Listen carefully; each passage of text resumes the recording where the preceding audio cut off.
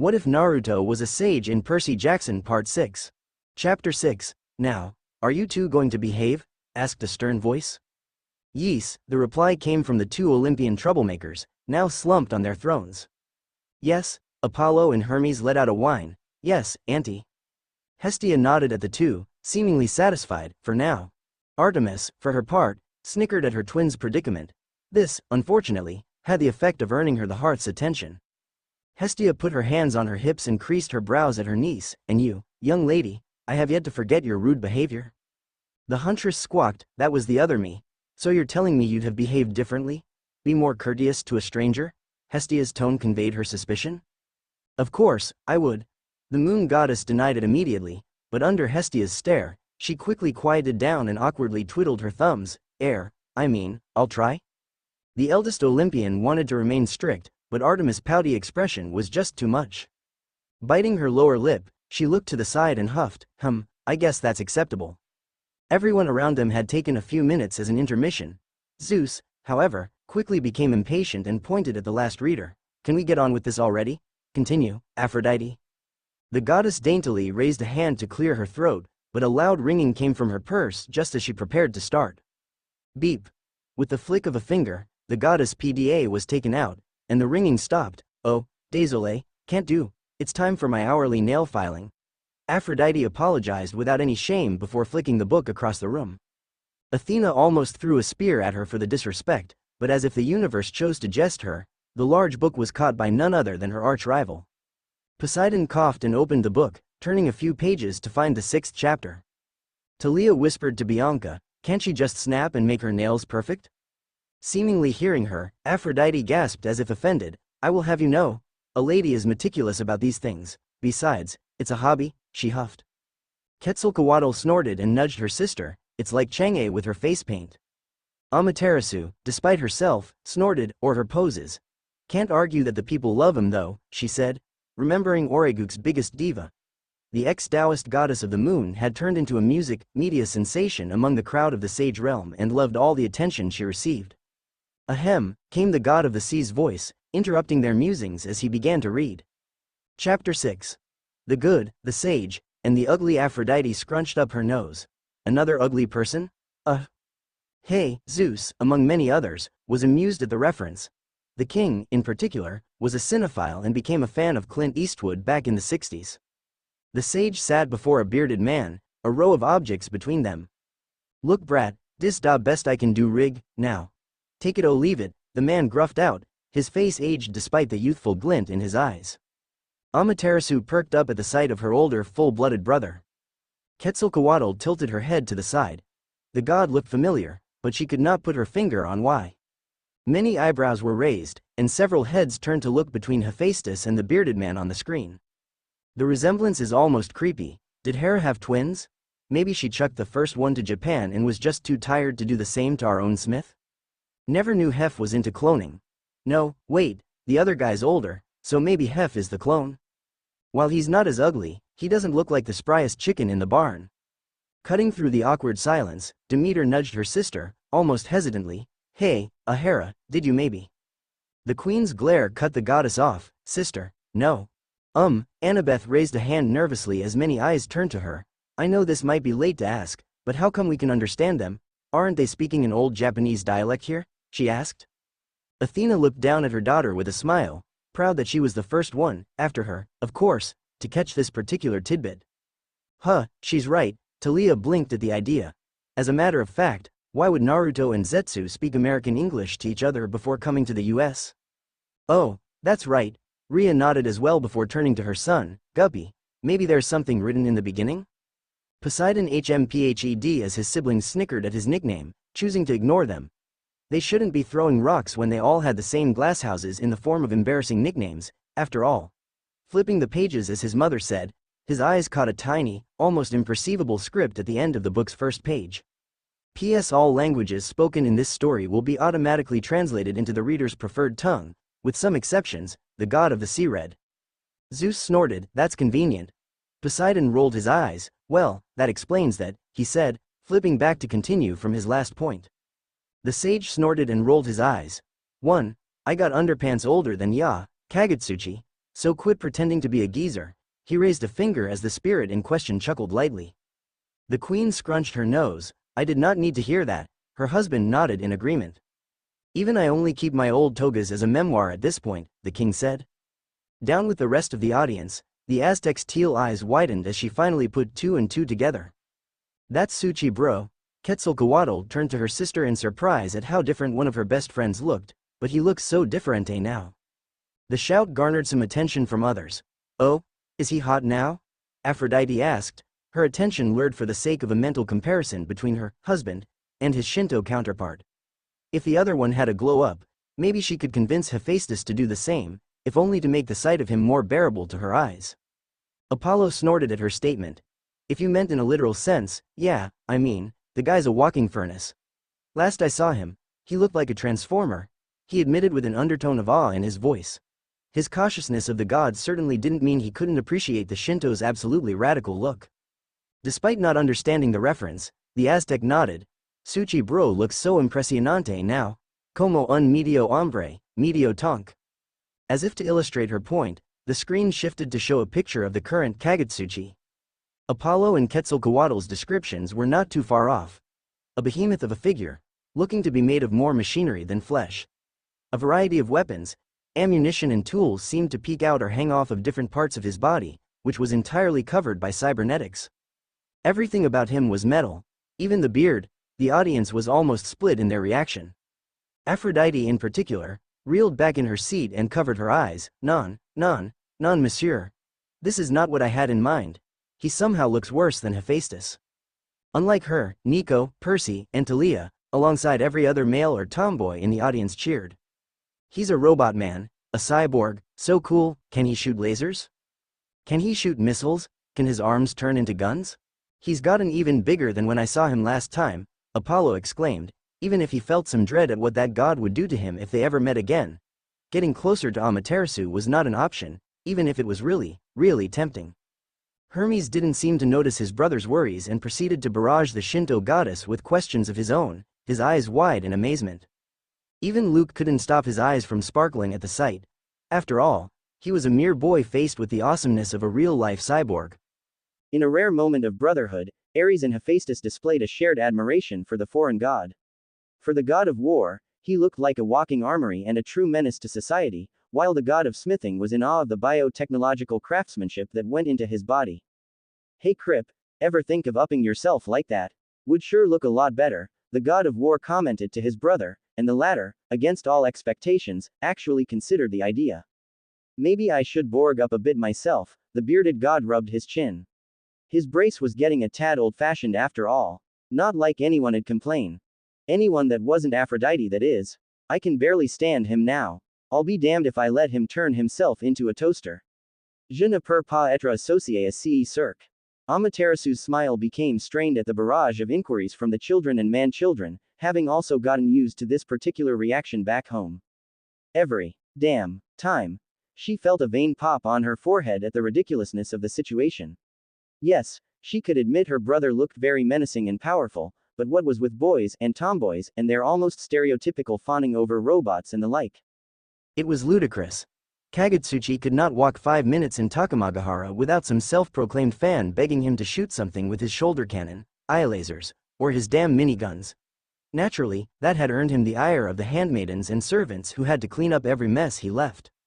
She'd lost count of the number of complaints she received about his behavior, so much so that she had to set up a P.O. box outside her palace to get them all. Susano, Musashi and her own sister enabling him in their own ways did not help matters. As if to illustrate her earlier point, most of the ladies in the room were far less excited about the entire thing, even if some were curious. Athena chose to voice said curiosity to the Shinto in the room. Gods typically don't change their appearance so drastically. Might there be a reason for it? The daughter of the sage pursed her lips. If the book doesn't go over it, then I'll tell you why he's like that. Amaterasu paused and sighed, but it isn't a happy tale. Rhea, who had been silently gushing over her grandbaby's childish reactions, felt the Shinto's emotions and frowned. That can't be good, she thought, and a second finger came up. The blonde sighed. I know, that guy's ability is damn annoying, but it's also crazy difficult to counter. Many were curious at the mention of such a power. I got Samahata and some other stuff, but I feel like it ain't enough. He scratched his cheek in thought as he gazed at the strange items in front of him. What's a samada? Bianca raised her hand curiously. She hadn't spoken in a while but felt curious about all the buzzwords being thrown about. It might also be her love for exploration, which had been— What's a samada? Bianca raised her hand curiously. She hadn't spoken in a while but felt curious about all the buzzwords being thrown about. It might also be her love for exploration, which had been another reason to join the hunt, rearing its head at the idea of the world being so much larger and more magical than she had initially thought. Samhada or sharkskin in your language, Amaterasu corrected, getting Poseidon and Percy's attention. It's one of Papa's weapons, and his pet, she said with a small grin. Pet? Annabeth's eyes sparkled at the information as she quickly noted it down. Cool, Percy felt more invested in it. He hoped to see the weapon. It had to be wicked to have that kind of name. Quetzalcoatl giggles silently, knowing it'll surprise them. She loved the monstrous sword almost as much as it loved eating her lightning. Ever the arms aficionado, the Greek god of war, had to ask, one of his weapons? What's his main one? Oh, is it that black staff he used against the jade prick? His maternal brother also rubbed his sparking beard. A sentient weapon, perhaps? It'd be interesting to compare forging methods. While the easiest one is to simply stick a soul inside the weapon, the sage doesn't strike me as the kind to do so, Rhea shushed her grandnephew. Now Ares, let's not spoil ourselves. I'm sure it'll be mentioned later. The Titaness paused before smirking. Whatever it may be, I'm sure it gives him an edge in battle. Boo. The god replied, both at the denial and the pun. Amaterasu chuckled to herself. Oh auntie, if only you knew, she thought in amusement. The sage's favorite weapon was as blunt as he was after all. The smith took a swig out of the gourd on his side. No kill like overkill Kahahahaha. Well, I'm glad ya came Tommy fo, dis anyway, even if I'm a bit of a newbie compared to da Hindus. Kagutsuchi laughed. You don't give yourself enough credit boyo, the older man chuckled. Don't worry about nothing. Your work's world class, ya know? Hephaestus' beard flared again, this time as a sign of visible happiness. Even if it wasn't him, it was nice to see the old sage held respect for craftsmen, and he'd be lying if he said he wasn't interested in comparing notes with his fellow artisan. Surprisingly, Apollo shared that happiness, as he always loved seeing budding talent supported.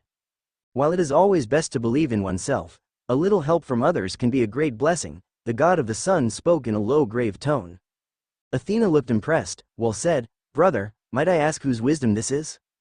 The god of the sun whirled to his half-sister, his eyes shining as his inner geek came out. Only the greatest uncle in animated history, the great Iroh from Atla. The wiser goddess twitched. The smith looked a tad bashful at the praise. The blonde gained a pensive look, but even if I wanted to see the Hindus about it, things ain't looking too well for him. That sentence sent a chill through the elder god's spines. That can't be good, Poseidon muttered in worry. You tell me, someone giving the freakin' Hindus a hard time? While not as informed about foreign affairs as the older generation, Apollo was still more familiar with the East than his siblings. If there was one unwritten rule he'd learned in his frequent travels there, it'd be that one simply does not fuck with the Hindus. Are they that strong? Annabeth breathed out and looked at her mother. I remember what you said in the last chapter, mother, so it's hard to imagine a being of that magnitude. Athena looked pensive. If the events described here are of thousands of years in the past, then it's more likely the Hindu pantheon wasn't as powerful as it is now, so whoever that person they speak of here is, they shouldn't be compared to what we have today. The goddess explained her point, before looking at the Japanese goddess, Lady Amaterasu. Would you say this is true? The Ravenette thought a bit about the issue, then pursed her lips. Papa did mention he'd fought many powerful enemies long before the Heavenly War, and I do have an inkling as to who that opponent here might be. She paused, eyes pensive, and if that is the case, then while not a powerhouse by themselves, that particular being dabbled in arts considered taboo at the time. Their abilities gave them a particular edge even against adversaries far stronger than them.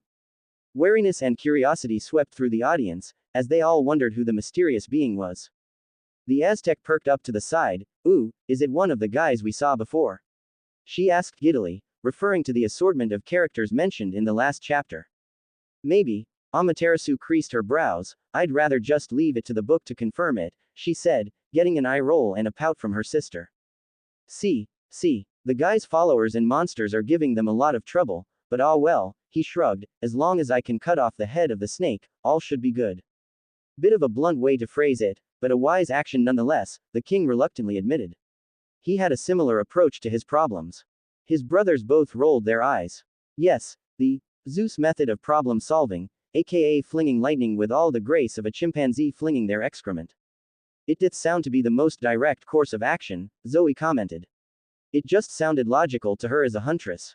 The bearded man hummed in understanding. Something still nagged at the sage, so he decided to seek clarity. You were pretty quick to help me.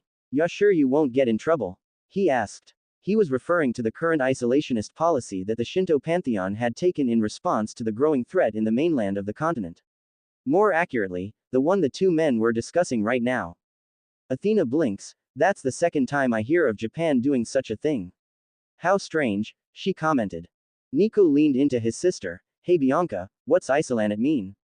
Isolationist Nico, his sister corrected before turning to the blonde daughter of Athena, who had already opened her mouth to answer. I guess you wanna take this. Annabeth flushed while Percy and Talia snickered at her quirk. Nonetheless, the well-read demigoddess explained to the boy, isolationism is when a country more or less withdraws as an active player from the international arena and passively follows developments there. Both Nico and Percy held a look conveying their confusion. Annabeth sighed while the eldest demigoddess smirked. It means Japan didn't want to get involved with other countries, the daughter of Zeus simplified it. But why would a country do that? It sounds dumb, the son of Poseidon scratched his head. There's many reasons to its seaweed brain, the blonde demigoddess said. It could be to prevent other countries from interfering in their internal affairs, which can be the case for civil wars, or it could be a means to better control the population by cutting them off from the outside world, or it could be a defensive policy, Annabeth counted off, much to her mother's appreciation, as Athena visibly beamed with pride. Seeing that Percy, for once, was listening, Annabeth decided to continue, although considering the geographical location of Japan as an island nation, as well as the geopolitical environment around it, with the Taoists and the Hindus at minimum neighboring the Shinto, I'm tempted to go with the latter option. When the blonde girl finished her tirade, she looked back at her friends, only to see them collectively staring at her. Even some of the gods were looking down at her with visible surprise, which made the demigoddess nervous. Athena especially had a large smile on her face while resident Nana cooed at the mini Athena. Next to the demigods, Amaterasu felt impressed by the explanation. That is the case indeed, Annabeth Shonen, the Shinto deity confirmed Annabeth's statement, to which the girl nodded, trembling a tad from nervousness and excitement at having the entire room's attention. But I will add one thing, the raven-haired goddess spoke while looking back at everyone else. The blockade Papa and Tsuchi-kun speak of was enacted by Izanagi in response to both external threats, in the form of the pantheons you mentioned. She nodded at Annabeth, making her fidget, and internal threats in the form of Papa and the Biju Papa's siblings. Aha! Zeus couldn't resist but to proclaim triumphantly, so I was right to worry about the sage. His exclamation was met with a tired look from his wife as the rest of the room pointedly ignored the king, much to his annoyance. My word, Rhea said, ignoring her son, I knew of your father's reputation even millennia ago, but I had no idea your aunts and uncles held a similar weight. Quetzalcoatl, who had been silent as to let her sister speak, since she always explained boring stuff like this better than her, decided to chime in. Nuestras tías y tíos didn't have the fancy armies of an entire pantheon, but they made up for the lack of cantidad con calidad, she explained, getting a nod from her sister. According to Tsuchi-kun, Izanagi was always afraid of them, Amaterasu admitted. Their very presence at the time had rallied the yokai and the mortals who felt ostracized by the old Shinto policies, and they never seemed to act with a specific agenda, so the old Tem could never predict their next moves. It also didn't help that they were pretty much walking, breathing armas de destrucción masiva, the Aztecs shrugged, ignoring the surprised looks she received. Zeus and his brothers collectively scowled at the explanation and mulled over the implications. Despite Greece's many wars throughout history, they had never opted for such an extremist policy. It spoke volumes of what the sage and these, Biju, were capable of if they could drive an old god like Izanagi into a corner with their existence alone. Especially considering they did not behave like a typical pantheon. Luke, who had been paying rapt attention to the explanation, was further in awe of the sage and his family. The more he heard about him, the more he felt like the old man was simply too good to be real. A being of his power, in his experience, always oppressed others in some way or form, and yet, everything he heard only pointed at a person who wanted to live life without burdens and without burdening others. Luke yearned for a life like that. He yearned for such freedom. The Shinto shrugged nonchalantly but elaborated, done matter, a man done let a debt remain unpaid. And mine to use is one I can never repay. Zoe felt her lips twitch up at the statement, visibly appreciative that a god, a male one at that, displayed some modicum of honor and dignity for once. She just wished others like a certain lying son of Zeus had that integrity. Ah, Hestia cooed at the statement. She wished more of her family would stick by these values. Naruto narrowed his eyes. Oi, det, I never did anything of that magnitude for ya, and even if I did, ya don't need to risk being labeled a traitor. The sage's excuse got a laugh out of the god. This where you's wrong. The man leaned closer to the blonde, while tugging at his robe, revealing his scarred neck. Rhea and Hestia looked on in sadness at the scar while Hephaestus leaned forward. Even if his mother denied it, the idea of Kagutsuchi being his long-lost brother was sounding less ridiculous by the minute. The more learned about the god, the more fraternal he felt toward him. The same went for Amaterasu, as the Greek god of smithing saw a lot of himself in both of the foreign deities. And if the previous image was anything to go by, then all the Greek could say was that he was happy his fellow craftsman was so submerged in his art. There's a juicy story behind that scar, I just know it, Ares commented while rubbing his hands, while his lover rolled her eyes at him. Ya see, da only reason I'm still breathin' is cause da old man thinks I'ma be useful against you and use siblings in da future, he snorted, joke's on him. Bastard can go stew in a pot. There were a lot of frowns among the audience, mostly from those more family-oriented than others.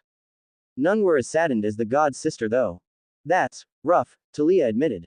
Scars were still something cool to have, but this one sounded like it only brought up bad memories. Percy crossed his arms as he muttered, is it just me, or are all the old Pantheon chiefs jerks? He got an elbow from his best friend for his trouble as she hissed at him to watch his words. And what did you mean by that comment, Jackson? Unfortunately for Annabeth, and especially Percy, Zeus's domain over air also included feeling sound waves.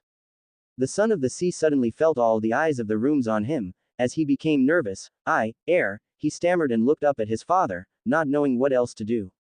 Poseidon, who had been smirking at the comment, sighed bemusedly at his son and turned to the king. Brother, I believe my son was referring to the older generation of chiefs. He placated his frowning sibling before turning to whisper, not that this one's any better.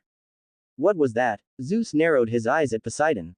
Nothing, brother, absolutely nothing, both the elder sons of Rhea snickered.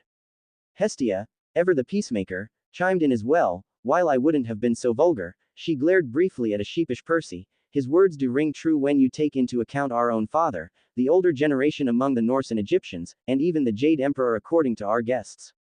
Hio del Mar's right, Quetzalcoatl added in her 2 cents while nodding to Percy, who held a confused look at the name. Tezcatlipoca was the same.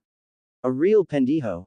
Ahem, lo siento big sis. The Aztec rubbed the back of her head with a grin while the goddess of family sputtered in embarrassment at her new title. Demeter and Hera both smirked at their older sister's reaction. This and the previous instance were shaping up for a gold mine of teasing material. Rhea herself settled on sending a coy look at her daughter. If only she hadn't made that oath, she'd have made as great of a mother as she was a big sister. Nevertheless, Hestia's words drew a huff from Zeus. Good, he crossed his arms and turned away. It would be a shame to have to smite the boy for a silly little lie. What lie? The queen had to bite her cheek to prevent herself from voicing her thoughts, so she settled on an amused eye roll alongside many others in the audience. Him and Susanoo would get along just fine, Amaterasu thought with a sigh. She hoped that man-child of a king never met her drunken oaf of a brother. The sage gazed at the scar, knowing it was from a sword strike. He had an inkling about what the smith was referring to, having learned bits and pieces about the circumstances of the spirit's birth, as well as the reason the Shinto's chief spirit was so confident in his son's power. At everyone's bar Apollo and the 2 foreign deities, looks of confusion, Athena sighed and turned to her helium-headed brother. You want to take this, or should I? She asked the Japanophile, who whirled and threw a blinding smile in her direction.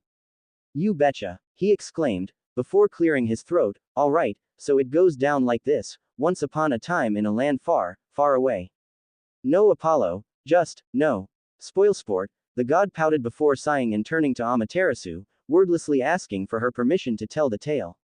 At the goddess's nod, he began recounting what he knew. In short, the original myth goes that, when he was born, Kagutsuchi burned his mother Izanami to death. The statement drew a few gasps from the audience, while the Shinto goddess clenched her fist, and his father, Izanagi, stricken with grief, beheaded Kagutsuchi. He paused as several more gasps were heard, and cut his body into 8 pieces.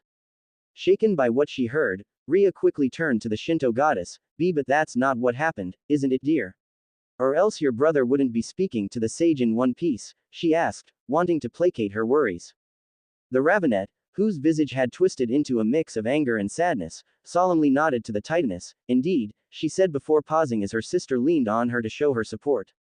What air? She turned and squinted at the god of the sun, trying to recall his name. Mr. Popo here said was only half true. She gestured to Apollo, even as Hermes, Artemis, and many others snorted at the name while he pouted. Izanagi had held himself back from decapitating Tsuchi-kun fully, and had come to a decision to instead use him against Papa. Round of applause for Father of the Year. Dionysus drawled, having woke up momentarily, didn't fully dice up his own son. What an achievement, his voice dripped in sarcasm, which drew the ire of his aunt and grandmother. He shrugged at their reaction and went back to snoring away. Against all odds, though, the Shinto smiled in amusement. Yes, I can say he set a ridiculously low standard for parenthood. It's why Tsuchi-kun and I favor Papa so much more than him. Excuse me, Lady Amaterasu, Athena interjected, but that story doesn't explain how the sage found you like he did. From my understanding, he felt as if you were older than your brother, and yet he found you as a babe when your twin was already decades old. She commented, even as Hestia frowned at her for the very invasive question. However, the story didn't make sense to the goddess of wisdom. If Amaterasu was born of Izanagi and Izanami and yet was physically younger than Kagutsuchi, how could Kagutsuchi have killed his mother? Wouldn't she have had to live to give birth to Amaterasu? There was also the comment that the sage had made about the goddess aura to think about. It made no lick of sense. The puzzle pieces simply did not fit. Didn't the book say she was found in a pile of ashes? Could they have been Izanami? But if the timeline of events is to be trusted, then that means she hadn't died immediately upon Kagutsuchi's birth. Izanami survived for decades longer, burning all the while, until she gave birth to her daughter and faded. That is the only explanation I can think of that doesn't involve something as utterly outlandish as time travel. Athena didn't want to think about that possibility. Not only because of its ridiculousness but also because it was simply too cruel a fate to befall anyone. Amaterasu did not deign her with an answer, and the audience took the goddess' silence as a sign to move on from the subject. Kagutsuchi's flames possessed the power to either build up or break down anything they touched, something that the lad must have gotten from his birth parents, Izanagi and Izanami. A strange yet powerful ability, especially if it fell in the wrong hands, or those of a newborn. Hephaestus rubbed his beard in thought. It was poetic in a way, an ability that represented the two natures of fire so perfectly, to give warmth and to destroy. By the foreigners, Rhea got up and moved to where the Shinto goddess was seated, much to the latter and her sister's confusion. The two deities squawked when the Titaness reached down to them and brought them into a comforting hug. The elder Olympians held back their reactions, even if they, bar Hestia, envied the two guests for receiving their mother's attention. The goddess of the hearth let a tiny smile grace her feature as she felt the emotions of the sage's daughters. This is nice, the embrace made Amaterasu remember the comfort of her own birth mother. To Quetzalcoatl, the feeling was foreign, with the closest sensation being her father's hugs. She'd never known her birth parents, nor did she care to. Away from the wholesomeness, Bianca shivered as she imagined a baby version of Nico using shadow travel. She had been stressed enough as she was looking after her brother after their parents disappeared. She was more than thankful he wasn't able to frickin' teleport at that age. Naruto chose to remain silent, and Kagutsuchi took that as his sign to continue. Plus, the smith's beard let out a few sparks as he grinned, on need to pay back da man lookin' after ma baby sista. Ah hep, he does the thing with his beard too. Hermes teased lightly, getting the god in question to react similarly to his Shinto counterpart. From where she sat, Hera again looked between her son and the Shinto god. The resemblance in their appearance and character was almost unnerving. Had she not been able to recall the memories of her deplorable action toward her son, she would have been almost inclined to buy into Demeter's comment about her having twins. From her place nestled near Rhea, Amaterasu blushed in embarrassment at her brother's words about her. Bibi Hermana sis. The blonde Amazon nestled on the other side of the Titaness teased. Amaterasu reached a hand around the older immortal's ridiculously large front bumpers and punched her sister on the shoulder. Shut up, Baka. The Aztec did not take that lying down and reached her hand in a similar way to return the strike. Rhea, seemingly predicting what was about to happen, looked down at the two sternly. Now girls. Only to be ignored as the two deities wrestled with reaching each other, sandwiching Rhea between them in the process. Baka, I might be, but you're still the Bibi. Ha. Veins appeared on the Shinto goddess' face as she entered what her family called Yakuza mode. She pushed back into Rhea in an attempt to get closer and pummel her sister's smug face. Girls. The mother of the Olympians called out again, even as the two goddesses ignored her and squished into her in an attempt to reach the other. You heard me, Bibi. Bibi. I'll shut her stupid face up, ya little brat. Whatever you say. Bebo. The Aztec's next taunt was cut off by the pain in her ear, while her sister received a similar treatment. Calm down. Ray's tone and her patented pinches of motherly fury, TM, did the trick. Quote. Quote. Sorry, Auntie Tia Rhea. HMPH. Amaterasu's your. Dat her name. Is a pretty one, the bearded spirit sighed, I'm sure she a pretty gal too. Damn right, Apollo nodded and glanced at the goddess longingly. But that's the only reason she'd be born in the place Ma died. A flash of guilt passed over the Shinto's eyes, as he remembered the fateful day of his birth, but feel dears mo, to story than de, ya felt it didn't ya? Quote. Yeah, the sage remembered the sensation he got from his new daughter's aura. Please look after her, I have a feelin' da girl gon' surprise us all, the smith grinned. Some of the ladies, mainly Hestia and Rhea, awed at the scene. Despite the god's gruff appearance, the brotherly love he held for his sister was both endearing and refreshing to see, especially among their kind. Amaterasu for one felt her cheeks burn. She loved it when her family praised her, but it was always so embarrassing. Adding fuel to the fire, Quetzalcoatl poked her sister's cheek. Is the Bibi Hermana embarrassed? Before the red-faced Shinto could respond, Poseidon cleared his throat loudly, wordlessly asking them if he could continue. The sage mirrored the expression, then grimaced as he looked at the objects before him, each no doubt a useful tool for his impending fight. Before, I forget dears also dis, the spirit snapped his fingers as a wooden case slid over to them. As the sage opened the box, he grimaced. Goddammit, kagutsuchi. Khahahaha. He's certainly more upbeat than our grease monkey, Hermes chuckled while looking at the god in question, earning some giggles around, while Hephaestus crossed his arms with a huff. I'd be upbeat too if I got some appreciation for my work. The smith glared snidely at his siblings, some of whom looked away with an uncomfortable look on their faces. Fix that hef, polish this hef. Oh hey hef, since you're free, how about giving my chick magnet a tune-up? Blah blah blah. Wonder what's in the case, Talia commented. It must have been something really weird if it got that reaction out of the old man. A pile of bones sat in a cavernous room riddled with runes and what looked like fleshy cocoons. Percy scrunched his face in confusion. How can a room be carnivorous? It's cavernous, seaweed brain. It means it's a big place, Annabeth said while shivering at the sight of the cocoons. It fiercely triggered her arachnophobia. Aphrodite and Athena among some of the classier deities were of a similar opinion, as they turned their heads in disgust. Atop the pile of bones sat a stone throne. Atop the stone throne sat a bizarre being. Eyebrows were raised in curiosity. Once upon a time, the creature could have been considered human, but its body had long since shifted, morphing and twisting into a monstrous form. Aphrodite's screech had the demigods covering their ears, as the goddess looked upon the image of the being on the screen. Dite, calm the hell down. Ares shouted at her as he held his left ear in pain, her voice having been right next to it. Non, I will not. The goddess yelled back at her lover. What's with this story and all the ugly people? Je veux un peu de beauté. Putain. Demeter creased her brows. Girls got a point, it's like every second person in this book is some kind of monster or looks like one, she concurred with the goddess of beauty's statement. Sister, Hestia frowned at her sibling. Ugly or not, pointing out someone's physical flaws was rude. The being sat idly, caressing one of the cocoons hanging near them with one of their forearms while their two faces looked deep in thought.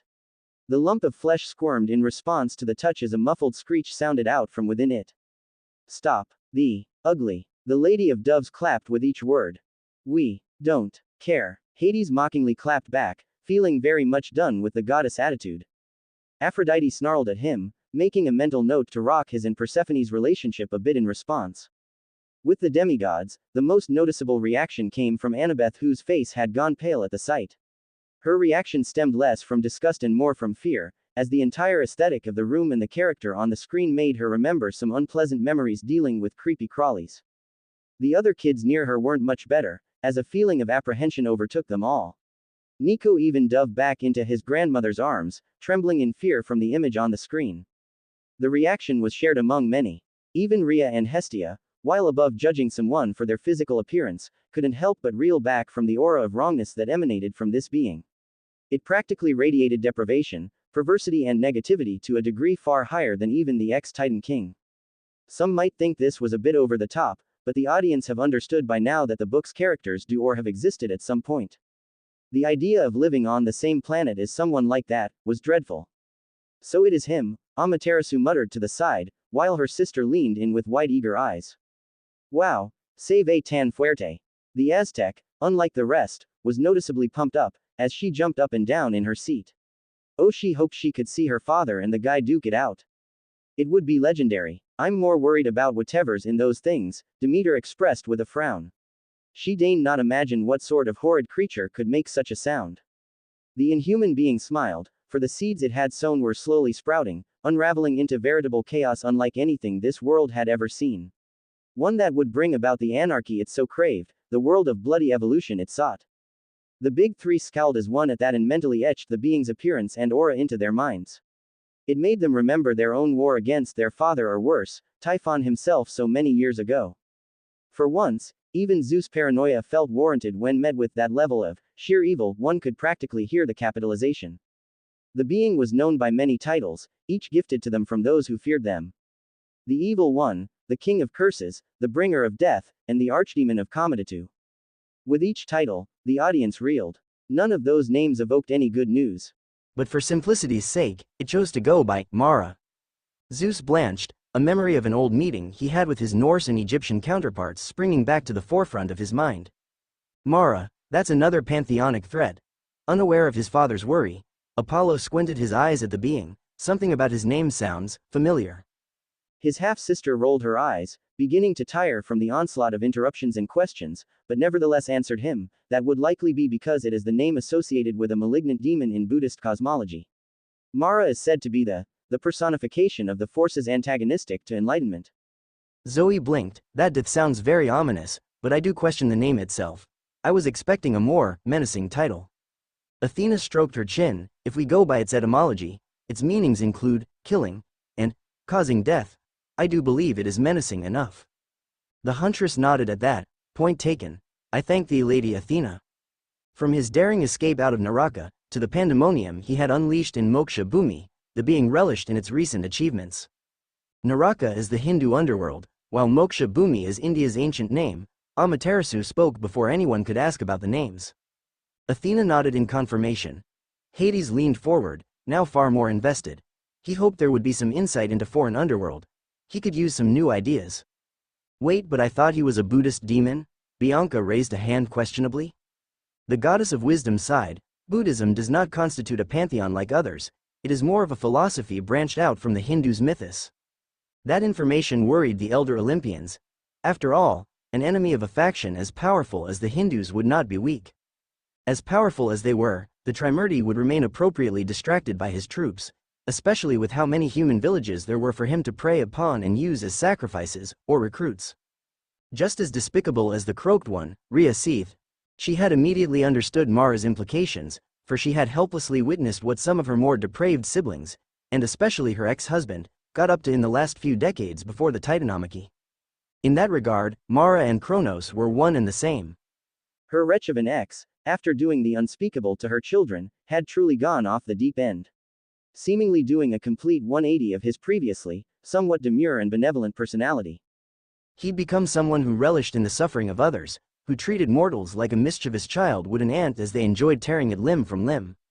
Had her heart not been proverbially shattered from the Titan's first betrayal, she was sure that his following actions would have driven the nail of treachery just as deeply into her. She loved immortals and mortals alike, and to her, anyone who took pleasure in toying with the lives of either was a despicable creature. Seeing the scene before her, she hoped beyond all hope that the sage had given that monster a good beating. The cocoons around him once again squirmed as if eager to come out. Annabeth and her mother shivered in disgust. Now, all he needed was to permanently establish a base of operations from which those pesky gold-blooded leeches could not reach him. The room abruptly exploded in shouts and protests at the insult. Leeches? WHO in Tartarus, does that knave think he is? Big talk coming from someone that looks like the bottom of my sandals. Fuck you, fugly ass motherfucker. The Castellan boy had to bite his lips to prevent a snicker from escaping. Everyone, Hestia attempted to placate her angry relatives, brow twitching heavily at the deplorable language being thrown about, before she sighed and turned to the reader. Brother, please, The goddess pleaded for Poseidon to continue. The god in question stopped himself from making a very rude gesture at the screen, and earning her wrath, and sighed as he coughed to get everyone's attention. Attacking the Taoists to the north was out of the question. Powerful enough to challenge that fool Okwang he might be, but his forces were not. Even though most had no solid grasp on the Jade Emperor's power, the existence of someone as strong as him, and especially one just as malicious, spelled only bad news. The south was not an option. Even with all the destruction his precious creations were dealing to the land, it would only be a matter of time before someone like that foolish brat Kartikeya rallied the region. Nico groaned, "Who is that? There's so many names." Before Athena could answer, a reply came from an unexpected source. "It's the Hindu god of war, Brat," Ares spoke while looking intently at the screen, ignoring the glare he received from his uncle. Upon noticing the looks he got, he crossed his arms and huffed. "What? I make it my business to know who the big war gods are." The West, he could sense some distant groups in that direction. Some had already solidified their positions on the borders. However, the logistics of such a task would be an issue, especially if he intended to keep control over his armies here. Rhea narrowed her eyes. He couldn't mean a pity. He'd heard they had quite the young leader, full of ambition and pretty malleable, Korn or something along those lines. Konos? Kroras? Croker? The elder Olympians and their mother collectively let out a laugh at the name. "Ah yes, Croker the Croaked One. A perfect name if I may say so myself." Recomposing himself, and in a rare moment of childish amusement, the king suddenly raised his hand in a sign for a decree to be made. All in favor of changing the Crooked One's official name to Croker. The god's question was answered with an almost unanimous aye, with even their mother, elder sister, and the demigods joining in. The only ones disagreeing being Athena and a sleeping Dionysus. Motion passed. Even Luke couldn't help the snicker of amusement at the name. Athena huffed. They weren't the ones who'll have to replace every single mention of Kronos' name with his new one in the texts. Or send out couriers to the other pantheons with mentions of that change. The mortals had to be convinced it's always been the case after all, and she didn't have the authority to change the mist in other regions of the globe. Ah, no matter. It'll come back to him. Maybe he'll send him a party favor. Something to keep him interested in any future business endeavors. Hades sported a hard look, as he turned to his relatives, mainly his youngest brother and mother. "Did you ever see Croker?" he said, testing the name as snickers filled the room, "having an item like that?" Zeus considered his brother's question and racked his mind for anything. "He did not to my knowledge." "Mother." He turned to the Titaness, who sported a shocked look at the book's revelation. She could only shake her head. The queen frowned at this. "We barely beat father, the first time. I dare not imagine what would have occurred if he had such a creature at his side." Hestia hummed, "As much as it displeases me to admit, but it's likely that even if he did have such a trump card, he wouldn't have used it," she said, getting a nod from her mother. "Much like us, he must have sensed that nothing good would come from making a deal with this demon." Zeus frowned but shelved that information for later. If the book was from a similar world as theirs, then there's the possibility Kronos had a powerful item like that in his possession. He'd need to look into it, just to be safe. And that left the East. That was a different story. He'd heard whispers of a new gaggle of so-called godlings that had popped up on the large island there in the last few centuries, no doubt a young pantheon, new and just ripe for the picking. In other words, a perfect target for his eventual, hopefully bloody, takeover. "Like Papa would have let you." Amaterasu snapped and glared at the demon. A certain war god, on the other hand, had different feelings about it. "We gonna see the fight. Please tell me we'll see the fight." He wanted some action, damn it. Oh, can we? I hope Tio Karama's in this. He'd chew the Diablo up. Quetzalcoatl added, much to her sister's chagrin. Many in the audience groaned at the two battle junkies. "Great. Just what we needed. There's two of them." His decision made, the demon snapped his fingers, prompting some of the cocoons to answer the unspoken order. The sound of membranes ripping was heard as all manner of monstrosities tore out of their fleshy prisons and fell to the ground with a heavy thud. Although newborn, the creatures immediately shifted their stances into a deep bow toward their master and creator. Aphrodite, wanting to avoid any trauma, made sure to refrain from looking at the screen. Something her lover was secretly thankful for, as his ears could not take much more of her screeching. Unlike the Lady of Doves, many of the audience were more interested in the creatures, especially Hades, who held a fancy for monsters, and the two huntresses who wanted to gauge any potential prey. Demeter scrunched her nose. "They're as horrible as I imagined." What are those?" Nico said from next to his grandmother, while the Titaness comforted him. Death paintings, the cold fury with which Amaterasu spoke those words was unsettling, and made many look at her with worry. Sis. Quetzalcoatl poked her sister with a frown, only for the goddess to turn to the rest of the audience, her face stony. Mara's title as the King of Curses is quite literal, the Shinto revealed, much to the curiosity of the audience. Curses in this context are not merely spells, but also spirits created from negative emotions propagated by all sentient creatures, she explained, having earned the rapt attention of the Olympians. But how does that relate to these monsters? Hera found herself asking in morbid curiosity. Athena already had a theory about it, having linked the different tidbits throughout the chapter, as well as what the sage had said, to reach a conclusion. But she wanted the goddess of the sun to confirm it. Well, she began with a grim tone, a spirit in this case needs a body, right? And from what Papa told me, there was no shortage of those among the mortals in the Indian subcontinent. Many of the audience adopted looks of shock and horror, although some were already expecting something like this. Ah, this is sick. This is revolting. Wait, so those are people? We're people, Percy. Oh. While the rest were reeling in disgust, Hades rubbed his smooth chin. Death paintings, what an interesting name. Mara's faces twisted into a pair of devious grins. All the pieces were in place, except for one. As if summoned by his very thoughts, the giant iron doors to his throne room were blasted open by a powerful strike. The monsters, heads bowed, simply crawled back to clear a path for him toward the door. Here he comes, Hermes said excitedly. The hero enters the scene. Mara's grins, if possible, widened in glee. Ah, his esteemed guest had arrived. And just as he was monologuing as well. Perfect timing. Such a flair for dramatics was both expected and welcome from his eternal rival. His antithesis.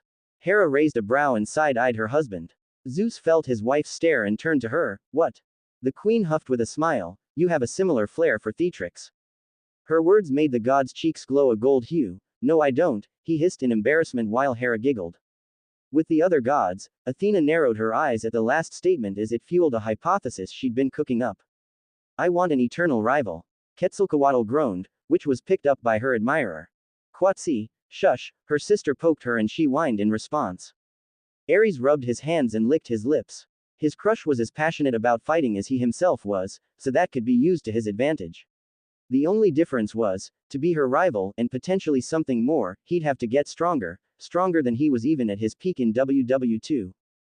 Gonna have to ask Krip for his fancy magic weights, the god thought. Aphrodite would later curse her lover for ignoring her in favor of his new grin set. He rolled his shoulders and prepared for one of the greatest battles of his long existence. Adjusting his hair a tad as he turned, he grinned at the entrance just as the dust settled. So you've finally arrived. Mara paused in surprise as he beheld the ridiculous sight before him. What the Naraka are you wearing? Everyone leaned forward to see the screen, as a brief montage of Naruto putting on his suit played before them. Aphrodite felt some dread. As if reading her mind, Rhea snapped her fingers and made ear muffs appear on her and the demigods' heads. Her daughters caught on and did the same. A person whose aura certainly felt like the gallant sage of the East came into the room, dressed in what the demon could only describe as a set of clothing more fit for a court jester.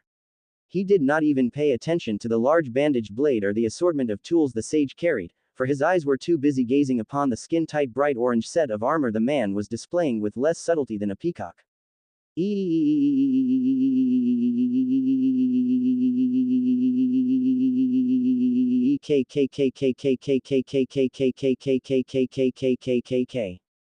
Damn it, Dite. Ares screamed at his lover, holding his ears in pain as ichor leaked from the holes.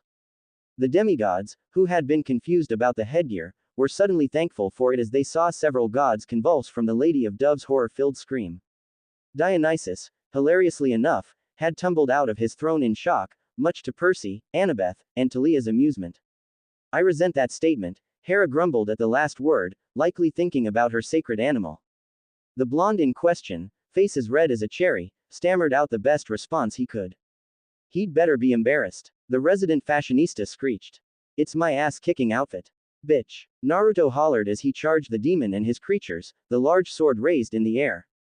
The room filled with guffaws at the one-liner. Insert boss no wait, Hermes snickered as he played with his phone. Not a few seconds later, a hip-hop remix of circus music, one filled the room as the audience, even the two foreign goddesses, exploded in laughter. Whoever dropped that beat, pick that shit back up. Dionysus grouchily commented from his throne, feeling personally offended by the trashy tune. Barely recomposing himself, Poseidon resumed his reading. The wise and the depraved. None were more amused at the title than Athena and Annabeth, who found it fitting. This is looking more similar to the myth about the Buddha and Mara. But then, are the sage and the Buddha the same person? This opens a whole other set of possibilities, many of them negative, the smartest on Olympus thought. Although doubtful of the case, she had never been able to pinpoint the mortal called Siddhartha Gautama, who became revered as the awakened one, and thus had considered him a fabricated character built to support a nascent philosophy. However, with each memory and tidbit of data revealed about his past, Athena was slowly but surely making connections between the gallant sage of the East and the founder of Buddhism, alongside many other historical and fictional characters. Delaware Seashore State Park, 27th of July 2000. Mr. Naruto, we should add a column here. Annabeth exclaimed while molding a bit of mud in her hands. Yay, Tin A Beth is back. The daughter of Zeus jumped on her surrogate little sister's back and pinched her cheeks. Damn it, Thals. Stop it. The demigoddess sat on the beach, dressed in a gray frilly swimsuit the father had helped her pick out the day before, with said man crouching near her. The pair were currently working on a sand model of the Greek Parthenon at the girl's insistence. Finding her enthusiasm endearing, Naruto had gone the extra step and used creation of all things to conjure up a small construction helmet for her. The screen showed a picture of the scene, with a happy Tin A Beth excitedly pointing at a part of the temple while a smiling Naruto obeyed her instructions. While many of the goddesses, Athena especially, and the demigods appreciated the adorable sight of the budding architect, some were also shamelessly admiring the blonde sage's almost naked physique. As if to add to the last point, a wolf whistle reverberated around the room as most turned in the direction of a certain goddess of love. Having recovered from her earlier hysteria with the sight of the eye candy, Aphrodite looked at everyone's faces and huffed, "Oh please, I have more class than that," she said, much to everyone's disbelief. "I doubt that very much," Artemis said to Zoe as both snickered, ignoring Aphrodite's glare. The goddess huffed and went back to her nails. Yes, she liked the eye candy, and yes, Zeus might not be the sole possessor of the almighty libido, but she was still a classy lady. Meanwhile, Rhea hid her flushed cheeks in her hands, thankful that no one suspected her. She couldn't help it. She might have lived through thousands of years of her family barely covering their body, but the more she looked at her fellow parent, the more she realized. Oh no, he's hoot. Rhea gulped, her lips suddenly very dry. Has he been lifting dictionaries? Because that's a lewd of definition, a traitorous part of her mind whispered, its tone sultry enough to make even Aphrodite blush and stammer. She punned when she was nervous. Okay. Oh darn it, she felt so embarrassed. From the hearth, a pair of flaming eyes narrowed suspiciously at the Titaness. While Amaterasu and Quetzalcoatl, both still sitting next to Rhea, turned to her with looks of wariness. The scrapbook is gonna be so good, the man thought excitedly. Oh, he couldn't wait to gush over the pictures with his siblings. He was sure Kakuo and Matabi would especially love the little demigoddess. Chang'e too, if she didn't try turning her into a mini version of herself. For some inexplicable reason, Annabeth and Athena felt a shiver go down their spine. Rhea clapped at the idea. She loved looking at baby paintings of her relatives. Oh, if only she had some for her children. Alas, with 5 being stuck in their father's stomach and 1 earnestly training to save them, the Titaness had been left without any precious baby pictures to gush at. Apollo perked up at the last name. Chang'e was a name he'd heard of in many, many stories in Chinese mythology, especially in The Journey to the West. As the god of the sun, a part of him was always curious to meet the foreign gods looking over his and his sister's respective domains. Except Tsukuyomi. The mere reminder of his last meeting with that smug jerk was enough to annoy even him.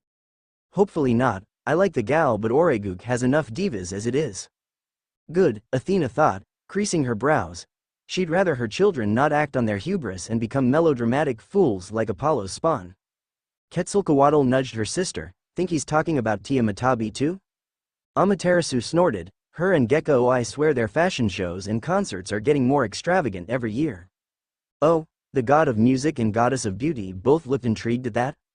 Meanwhile, little ways away, Talia sat peacefully on a blanket under a large parasol. Dressed in a modest black one-piece swimsuit, she seemed content to remain on land and had been strangely hesitant about going into the water. The father felt his pranking sense, tingle at that. There was fun to be had with this. Talia felt a shiver down her spine. That old man better not be thinking to do what he's thinking to do. She had a representative, damn it. Hey, What's he gonna do? Throw you in the water? Annabeth nudged her teasingly. Dipping Pinecone face in the ocean. Say less, Percy added his 2 cents as his cousin glared at him while both Bianca and Nico snickered. Zoe felt amused at the idea. The daughter of Zeus certainly deserved the humbling for all her snark. Hermes tsked, as if the Gramps could trademark pranking. That just made him more excited for the opportunity to get one over him. It only made a potential prank war too all the more probable. Coo. The god met eyes with his brother, as both rubbed their hands maliciously. Hestia gripped her fire poker menacingly, while Zeus, more than familiar with his 2 sons' antics, glared at them sternly. Cool, how did you build this castle, mister? A youthful voice interrupted his musings as he turned to its source. Poseidon paused in his reading, having seen what was ahead and looked down at his son in surprise. Huh? Who's that? Quetzalcoatl wondered. Ooh, another munchkin? Rhea clapped her hands in excitement. Well, ain't that a surprise? The sage raised a brow at the child before him. A young boy, about Annabeth's age, stood behind him, dressed in a blue pair of swim trunks and carrying a plastic rake of the same color. The raven-haired boy's sea-green eyes were wide open as he looked at every part of the sand structure. Poseidon stopped to properly admire the screen. This picture of Percy was one of the rare instances he'd ever seen his son as a small child. "Ah, look at whittle baby Percy." Talia replicated her actions with Annabeth, and got a hold of the boy's cheek. Percy yelped and struggled against her to push her back. This would have escalated the small fight, were it not for Rhea, who had practically bounded over to them to hug the 2 demigods tightly into her chest. "Oh, I love how cute my grandbabies are. These pictures make you all look positively scrumptious, and I'm only hungry for more," the Titaness squealed, while Percy and Talia struggled against the soft confines of their Nana's embrace. "I can only imagine how many more babies I'll see, eee." Rhea squealed internally as her imagination went wild with all the potential cuteness. Seeing the sight filled the god of the sea with warmth as he gazed fondly at his family. With a sigh, he continued. It wasn't so much their appearance that surprised him, but what his eyes showed him about his nature. MMMMFFFFF. Percy let his opinion be known from within the suffocating embrace. Talia was no better as her struggles had begun to slow down. Mother, Hestia, thankfully came to her nephew and niece's rescue by gently prying them away from the overly affectionate immortal. Rhea snapped out of her maternal-induced haze and pouted at her daughter, but I wanna hold them some Marie. Hestia sighed and gazed back at her mother sternly as her 2 charges breathed all the precious oxygen they needed. The Titaness smacked her lips and pouted, before turning to the rest of the demigods. All of them, even Nico, who had been loving his Nana's caresses, took a step back. Thankfully, Poseidon decided to reprieve them by continuing the chapter. While the popularized Eastern concept of auras was thought to be hogwash by most mortals, it did have some truth to it. What the East called kai, or chakra, among a plethora of other names, the West knew as magic or mana. Creatures, no matter how small, possessed some manner of aura to them, which was a result of the energy radiated naturally by their bodies. Naturally, for those that could perceive the different frequencies of this radiation, reading someone's aura was a simple manner of translating the wavelengths seen into information, and that information covered everything about a person, from their physical characteristics to the apparent strengths and probable talents they had for one domain or another. What is this, a college lecture? Ares complained like a brat. Boring. Quetzalcoatl kicked her legs up in her seat and slumped back, making her sister sigh. Shush you oaf. Athena quieted the manchild of a god as she and her daughter noted down the explanation. And stop behaving like a child, Quatsi. Amaterasu rubbed the top of her head in shame. She could never take her baby sister anywhere public. But it's boring. Pepito already taught me that ages ago. The Aztec whined again. Hades, who had been listening to the interaction, rubbed the bridge of his nose. I don't know if I should be proud or embarrassed that Nico isn't the most immature one in the room. The kid was just like Luke, Annie, and Talia, if a little more related to the latter with how his energy fluctuated and subtly resonated with the Ravenet. As he opened his mouth to reply, his blonde ward beat him to the punch by walking around the castle to stand in front of him, her tiny torso puffed out in pride. Yeah, we built the temple. I have the plans right here. The girl spoke loudly, waving around a rolled-up piece of paper. Bob at the Builder, is that you? Percy teased, getting a dry look from his friend in response. The 2 children immediately struck up a conversation. The boy, or Percy, as he'd called himself, asked Annabeth to lend him her shovel so he could make a moat around the castle, only for the girl to disagree since it was a temple and temples did not have moats. Then where are you gonna put the crocodiles? Percy asked, which prompted a sigh from both mother and daughter of wisdom. Poseidon, who mentally read the next line, let out a quiet harumph before looking at his son with a grin. Then where are you gonna put the crocodiles? Percy asked, getting a sputter from the girl. Chuckles erupted all around while Percy looked sheepish. While Annabeth gazed dryly at her friend, Talia nudged the son of Poseidon. Flawless argument, kelp head. Bianca giggled to herself. This was the kind of logic she'd see Nico come up with. Her cousin was one funny guy. The sage watched them quietly as the two began bickering, with Annabeth going as far as to drag the boy with her to see the structure from all sides, her mouth going a mile a minute as she attempted to list off all the details of her creation. Rhea and Aphrodite both squealed. One out of motherly affection and the other because even in a different universe, her OTP was getting built up. As for Annabeth and Percy, both teens blushed at the teasing looks Talia and Bianca gave them. Nico simply looked at the scene in confusion. Water, storms, and as that, quake. Hoo boy, there were a few more domain links he could recognize, but they were nowhere near as potent as those three, and those three were among the more destructive domains out there. Amaterasu perked up at the last domain and gave the demigod of the sea a curious glance. Both mother and daughter of wisdom simultaneously took out their respective notebooks to jot down some observations. The sight of the two studious ladies being so in sync brought a smile to both Hestia and Ray's face. Thena really did make a mini-me, foo. Wait, Quatsi looked at the screen then at the elder Olympians, ya mean to tell me you just let niños with dominios like that run around without anyone guarding them? Her question got looks of confusion among some of the Olympians, while both Hesta and Rhea sighed in frustration. Poseidon, who looked momentarily annoyed at the interruption, looked at the Aztec and smacked his lips. Lady Quetzalcoatl, he began. I told you all to call me Quatsi. The Aztec interrupted him with a pout. Despite his siblings' visible amusement, the god continued, fine, Quatsi, while we do have agreements not to target each other's children. And that works. The blonde goddess cut him off again, making him groan. Most of the time, here, he glared at his brothers who sneered back at him. And for when it doesn't. We have a haven for them as you've heard in the book, he explained. The Amazonian goddess did not stop her interrogation, however. Oh, so they can go there anytime they want? Poseidon opened his mouth to reply, but looked at his siblings and mother. Hestia and Rhea looked especially crossed with the subject. Even the demigods adopted looks of both disappointment in their parents, and sadness at their situation. The older ones especially knew the truth. A demigod was screwed without a satyr's guidance, and it wasn't uncommon for a monster to reach a demigod before a satyr could. From his throne, Zeus looked down at Quetzalcoatl, unwilling to let anyone, let alone a foreigner, question his decrees. Oh, and how exactly do you two handle the issue? He asked, tone filled with derision. A choice between your duties as chiefs of your pantheons and duties as parents is a hard one. After all, Hera surprisingly agreed with her husband, even with how she hated the concept of demigods altogether. She acknowledged their existence as necessary to maintain the minimum of faith required for Olympus to exist, but their nature as both halflings and, more often than not, bastard children was an insult to her domain. Here, the Aztec looked puzzled, but it's not, she said, much to the confusion of many deities. Seeing as they had their attention, the Shinto continued in her sister's place. While this isn't an issue with the Aztecs any longer because of air, she looked at her sister with unease painted on her face. Quetzalcoatl shrugged. I mean, it was before with Tezcatlipoca and Huitzilopochtli hunting down each other's kids to use as sacrificio, she said, making the demigods pale and their parents look very uncomfortable, but it ain't really a problemo anymore with you, you know. She slid her thumb across her throat while making a glurk sound, referring to her pantheons fading. That is horrible, Rhea gasped while Hestia looked almost heartbroken. The revelation suddenly made Luke thankful for what he'd faced. At least all he, Talia and Annie had to face were the Cyclops and occasional hellhounds.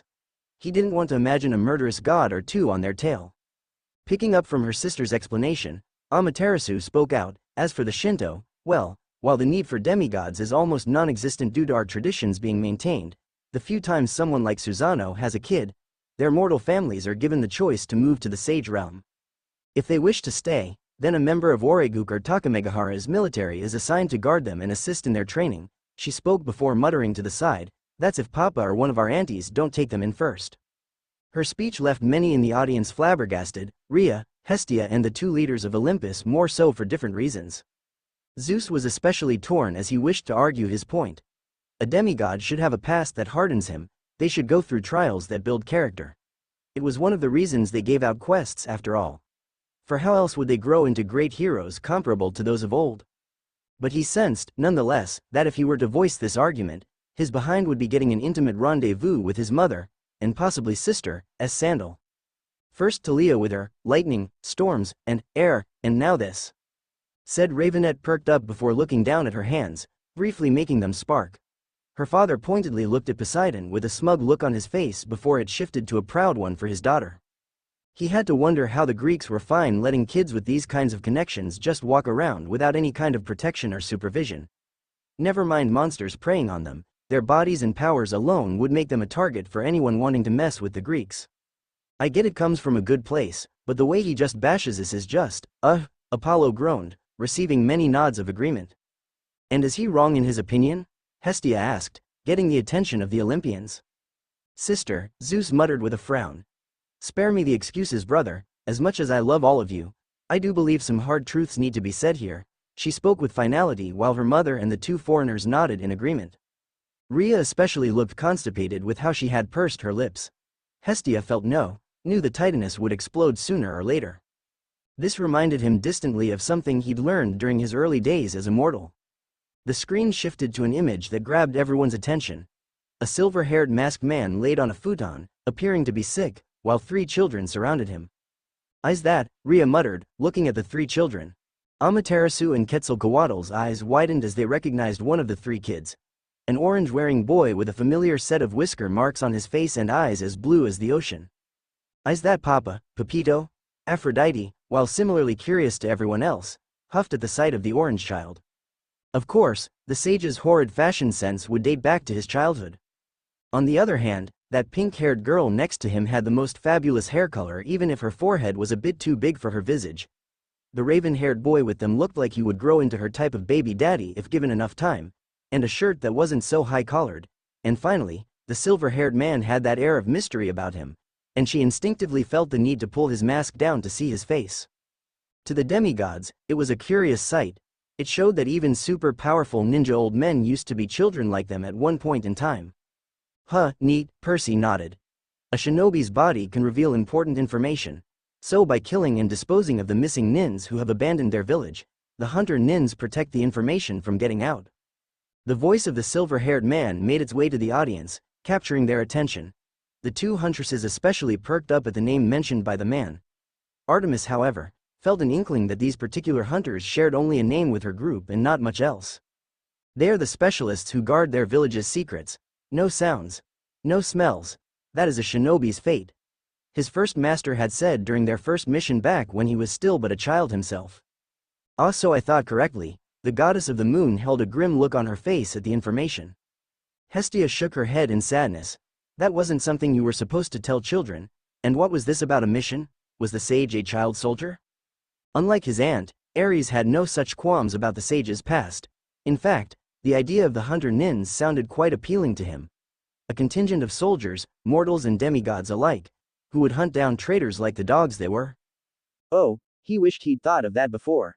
Maybe he'd have had Castellan's head on a pike by now if he did. His know-it-all of a sister would have agreed with him too. Percy and Nico sobered up at that statement. Maybe the ninja life wasn't as cool as they thought after all. Luke shivered as he saw the god of war's vicious grin directed at him.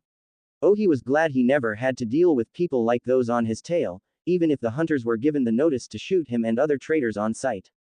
This was why most military organizations back in his time as a mortal had body disposal specialists like hunter nins. Hestia made a noise of disgust. She hated hearing about this. Orochimaru, Kabuto, Mara, Okwang, Yama, Tezcatlipoca. The images of each of the characters appeared briefly on screen, earning looks of disgust or scowls at their features. Except for Okwang, who looked quite handsome even with his third eye, the rest of the characters all possessed some glaring physical faults, all of them looking like they could star in their own horror movies.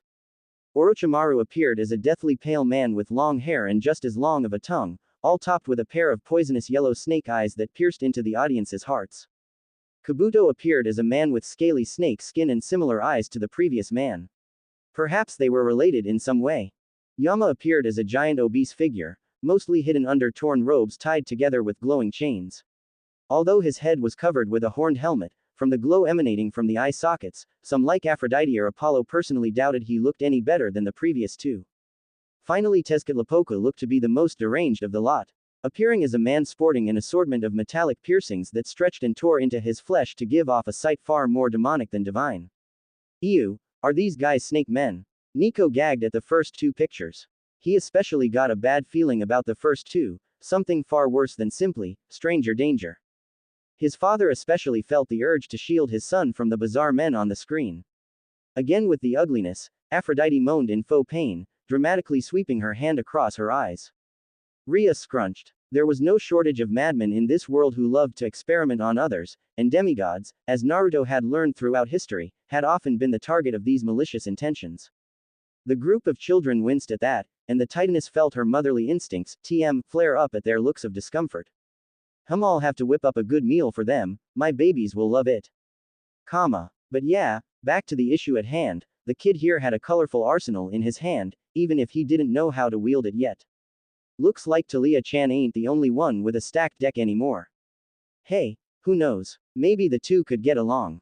It'd certainly be quite interesting to witness in the future. Annabeth and Bianca simultaneously snorted at the idea. The daughter of Hades, while not as close to the two troublemakers as the daughter of Athena, felt she knew enough to call bull on that. Looking back at the two teenagers of the group, he let out a smile at the sight of a carefree Talia and Luke on their spot, something that was proven by how lax their bodies had gotten. There wasn't a hint of the nervousness or trepidation that had accompanied them throughout the first few weeks of their journey.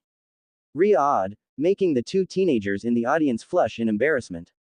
All he could see and sense were a bunch of youngsters enjoying the springtime of their lives without having to look over their shoulders. He'd partially credit that to Peeping Tom Begone, a nifty chakra-blocking seal he developed some centuries ago, back when that brat Susanoo couldn't keep his eyes off Takamagahara's public hot springs. Apollo and Hermes started giggling, while Artemis glared daggers at them. Aphrodite simply took out a piece of paper titled, Sleeping with the Dilf, on which figured a pro versus con table. On the pro side, she added, insinuated Artemis was a pervert. On one hand the man had a horrible sense of fashion, a terrible sense of humor while also being a tad too parental for her tastes. She wanted a daddy, but not that kind of daddy. But then again, under hot bod, hot scars and hot tats, how about being a metaphorical pain in the virgin's ass, yees mama likey. Now that one of the Olympians was aware of them, he'd do his best to make them undetectable while leaving the rest to Zetsu, who was sure to send the goddess down the wrong route, hee. Little Zetsu might be talented, but I'm sure my grandbaby Artie could sniff him out. I'd liken her to a pack of wolves. The Titaness winked at the two daughters of the sage, while said, grandbaby, whined at the horrible pun even if she preened at the praise as well. Zoe, out of respect for her lady, bit the inside of her cheek to stop any giggles from escaping. Speaking of his kid, where had he disappeared to now? Amaterasu and Quetzalcoatl both sighed as one. I take it little Zetsu has a habit of doing so? Hestia asked with a smile. The two foreign goddesses sighed again. Big bro likes to take long senderismos at random times. The Aztec shrugged while smiling to herself at Hestia's chosen adjective for her older sibling. The guy would certainly flip if he heard it. Yeah, it's weird how he always ends up in bizarre locations, the Shinto agreed. Zetsu's a big boy, he'll come back on his own. What is he, a cat? Dionysus muttered half asleep, much to his brother's amusement. Well, he pretty much acts like Garfield, so there's that, Hermes chuckled. All that's missing is a love for lasagna, Apollo muttered beside him. Quetzalcoatl, who heard the man, snickered to herself, with Z Hermano's love for anything with meat. Senor Tamale isn't too far off, hee. Hello? Excuse me, sir? A voice once again snapped him out of his thoughts. Really gotta stop zoning out. Yes, how can I help you, miss? He trailed off as he looked at whoever spoke to him. The sight of a nervous young woman carrying a plastic bag greeted him. Dressed in a conservative blue swimsuit that did little to hide the mature curves of her body, and a large sun hat nestled on her brown hair, she struck a pretty sight for any who'd look upon her. As the picture of the lady in question appeared on screen, another wolf whistle rang out in the room and Poseidon snapped his eyes up from the book to find the source. His son did the same with an angry look. The resident blonde playboy sweated as he tried to maintain his poker face, even as his uncle glared suspiciously at him. He didn't want to be poked by his uncle's trident, but damn it, Sally Jackson, he recognized her almost immediately, was hot as love. Who's the looker? Talia asked,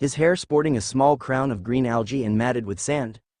Really earning your nickname Kelp Head. Shut it, Pinecone Face. What did I say about wandering off? I even got you your favorite popsicle. Sally pried her bag open and held out the blue plastic-wrapped treat, now melted into a bag of liquid, but because you made me look for you for 10 minutes, the sun ate it first. She shook her head. Poseidon threw another glare at Apollo, who started sweating. Artemis Tsked, stealing candy from children, brother? I thought only Hermes did that. She shook her head alongside her lieutenant. Hey, the god of thieves looked incensed, especially when his son looked somehow more disappointed in him. I only did it once, he claimed. Cough cough cough cough, the god of truth added. Little Percy gasped audibly, ah, but I just wanted to see the cool castle. It's a temple, seaweed brain. A pair of tiny hands reached out from behind the structure and grabbed the boy's shoulders angrily. Same thing, wise girl, us. Even their nicknames came in early. Aphrodite clapped while Rhea squealed alongside her. Percabeth was going multiversal.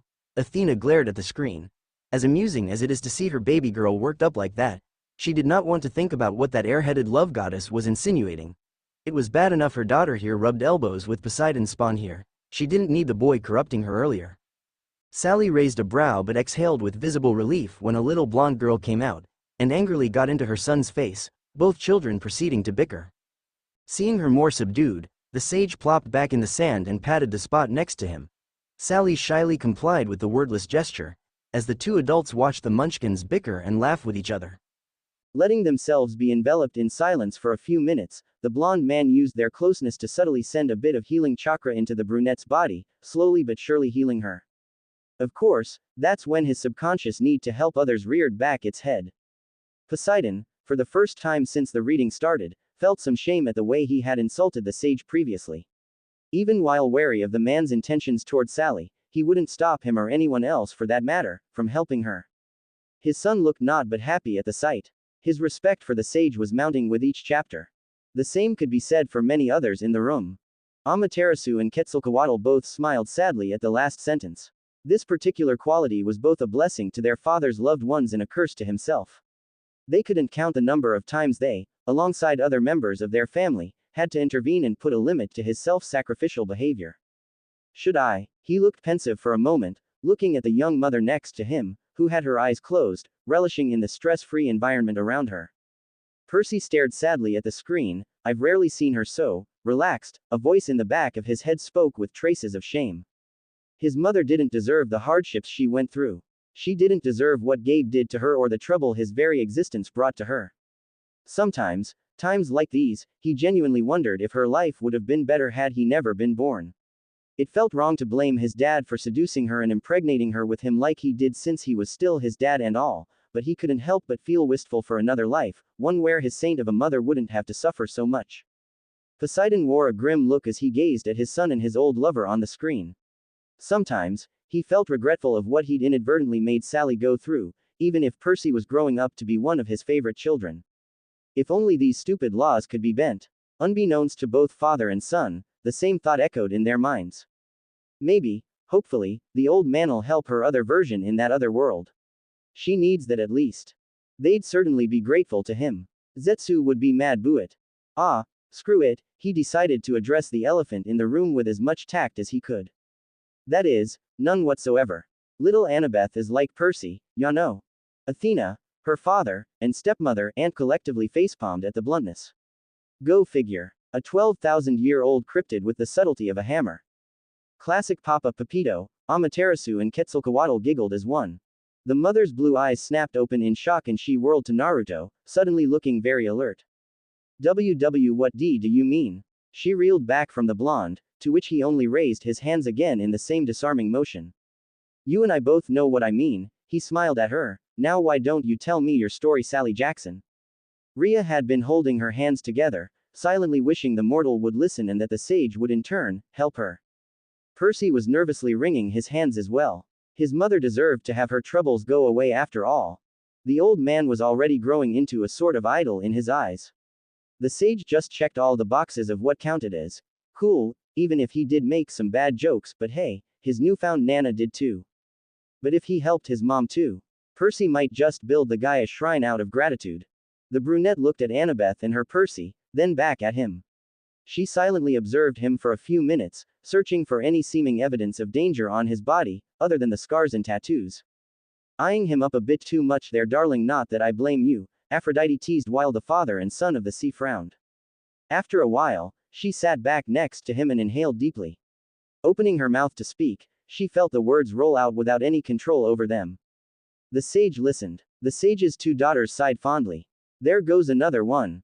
At this point, handing out help and therapy to random people was as natural to the man as breathing.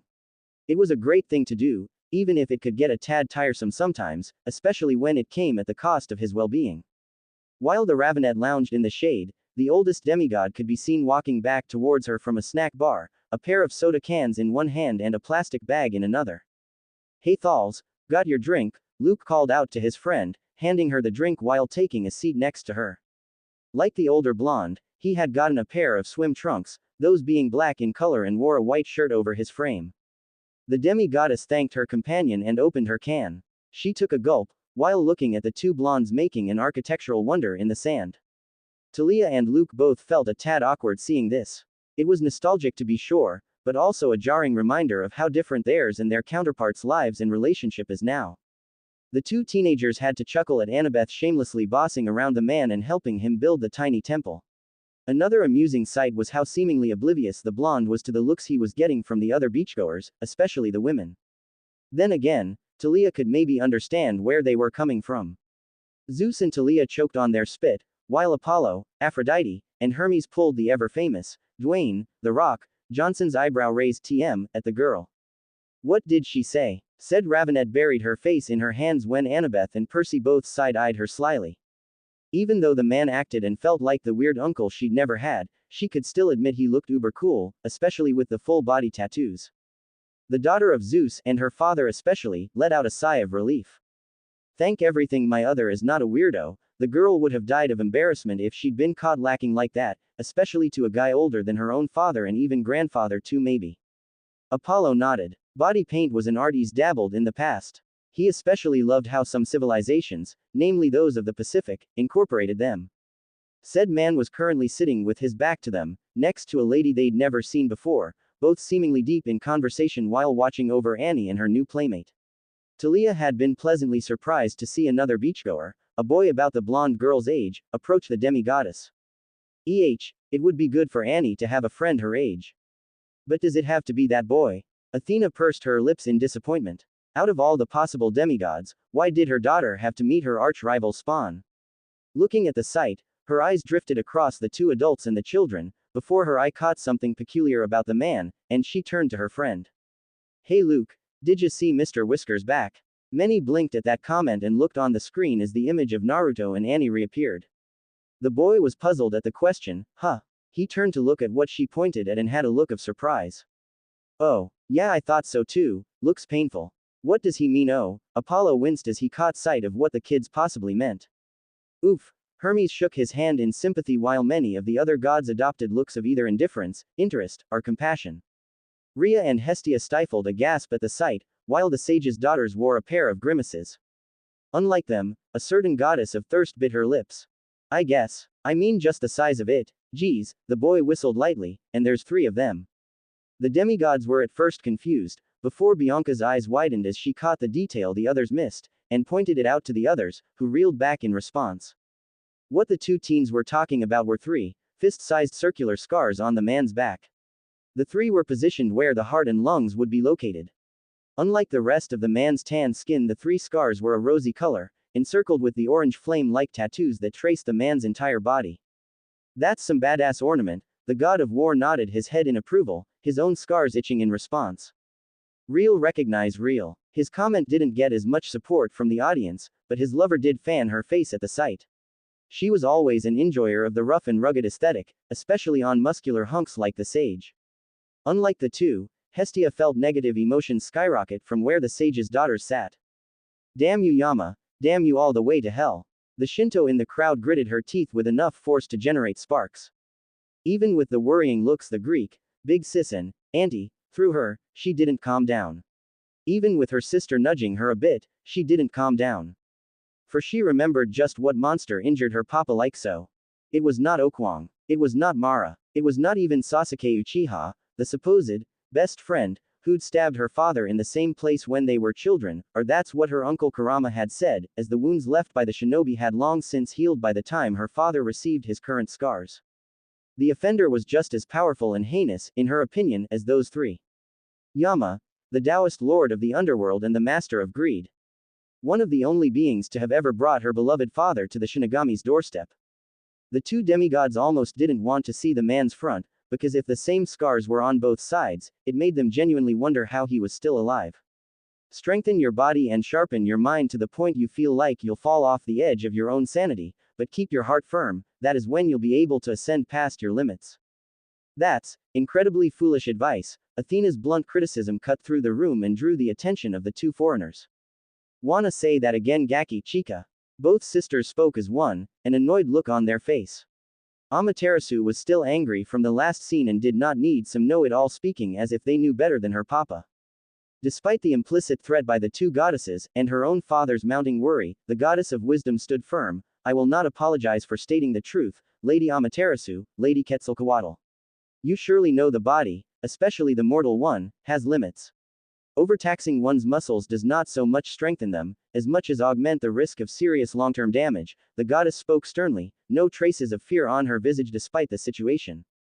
It's all fun and games until you tear a muscle at the gym, the god of sports chimed in to support his half-sister, even if he was inwardly apprehensive of the two foreigners at the moment. The two sisters opened their mouths to retort.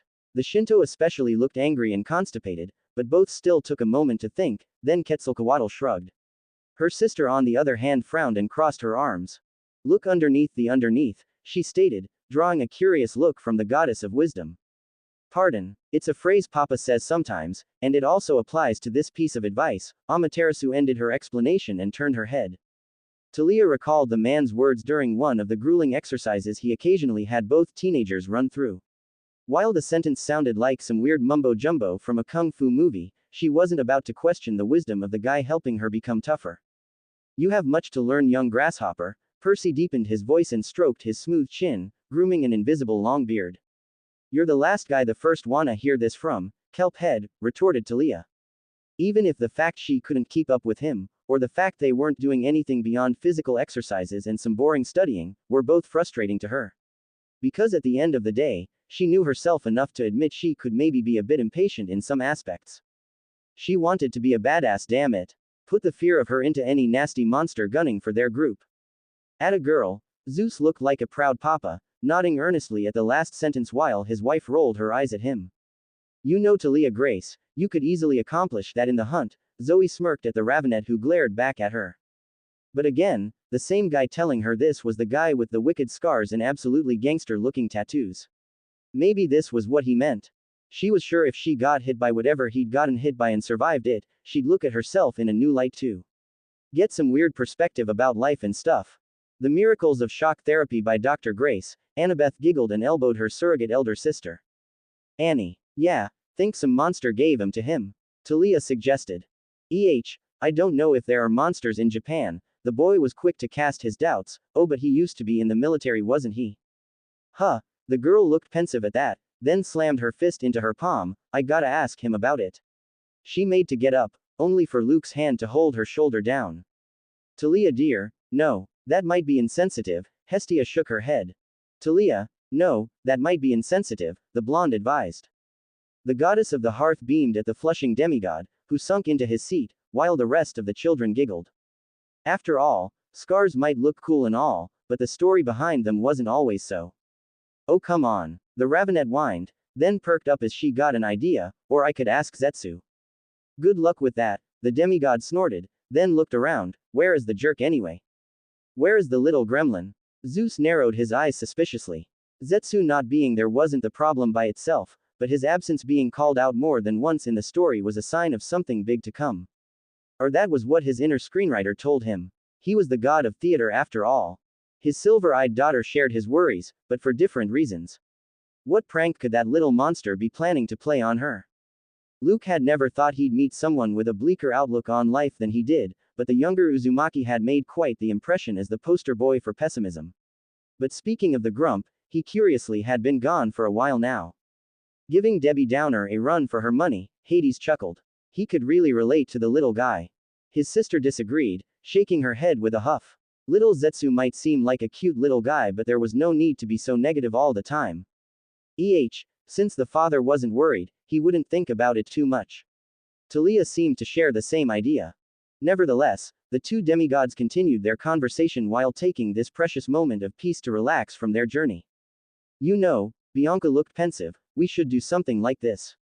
Just to unwind, she proposed. With the memory of her death still vivid in her mind, the girl gained a new appreciation for life, and wanted to spend more time with her friends and family. Plus it'd be a first for her and Nico. They never got the opportunity to back in Italy or in the Lotus Hotel. What? A beach day at the lake? I'm in, Percy agreed immediately, while Nico nodded excitedly as well. Annabeth and Talia agreed as well. We could ask Chiron, maybe he'll be able to convince Mr. D, the blonde demigoddess whispered.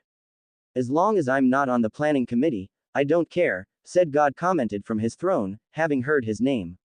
Sally hadn't had a good life. And now I'm sad, Apollo sighed, already feeling the tonal shift. Percy and Poseidon looked both frustrated and guilty as they both blamed themselves to some degree for not doing enough to help the one they both cared for, or in Poseidon's case, being one of the reasons her situation was as hard as it was. Orphaned at a young age, losing her only other relative before she even finished high school, having to settle for dead-end jobs to make ends meet, and then getting into a marriage she never wished for to protect the only ray of sunshine left in her life. The more he read, the worse Poseidon felt. He really messed up big time, huh? He practically added a mountain of issues to an already present pile, then left without a word. The rules, those damn rules, the god gritted his teeth while glaring lightly at his younger brother. His elder brother, on the other hand, glanced back at the god of the sea with a rare look of sympathy, both having caused their lovers great pain whether directly or not. Percy looked on, shocked into silence at the information. He knew he didn't have any extended mortal family, but he never questioned it. He never realized. And the way she described him. Percy knew his mother loved him as she never shied away from saying it, but his heart still swelled with this simple sentence. Even with all the trouble he brought her, with all the schools he was expelled from, with the target he had painted on his back because of his blood. His mother was the best. From the side, the rest of the demigods held looks of pity and sadness as they gazed at the boy. Annabeth and Talia, being the closest to him, both put a hand on his shoulders in a silent show of support. Rhea bit her lips and breathed a bit louder. She hated this. It was like having her own failures shoved in her face. Her failure to act as a grandmother and a matriarch. She needed to stay calm. She had to stay calm. Naruto, please, she thought pleadingly, hoping the man could help the poor mother. Even with the circumstances of his birth, and the potentially dangerous life he might lead, if there was one thing the brunette would say she'd never ever regret, it would be having Percy. Her sweet, adorable, and excitable little treasure. Love you too, Mom, the boy whispered with a bittersweet smile, while Annabeth squeezed his shoulder. She didn't even regret refusing her ex-lover's offer for a palace under the sea. Oh, I'm sure Amphitrite would have loved that, Hera said in annoyance. Zeus had tried that nonsense before and she'd ended up with a new fern for her garden. The god of the sea was not in the mood for his sister's snark, at least my wife is civil enough not to target toddlers. Poseidon, Zeus glared at the god dangerously, who didn't back down and glared with just as much intensity. Children. Their mother's voice cut through the tension, her tone as dangerous as the aura of parental wrath she was exhibiting. As fantastical as that idea sounded, and as exciting as their summer romance had been. Sally simply could not see a future where she'd settle in such a mythical environment, let alone close to the father of her child and his wife. She needed normalcy. She needed stability. She did not need drama. Boo, Aphrodite pouted. Everyone needed drama. As such, even if she had resigned herself to her relationship with Gabe Giuliano, she had always kept an eye open for any alternative solution. All of this because she fell in love, a certain huntress thought to herself with a scowl. Sally's situation was not only tragic, but reminded her of her own past.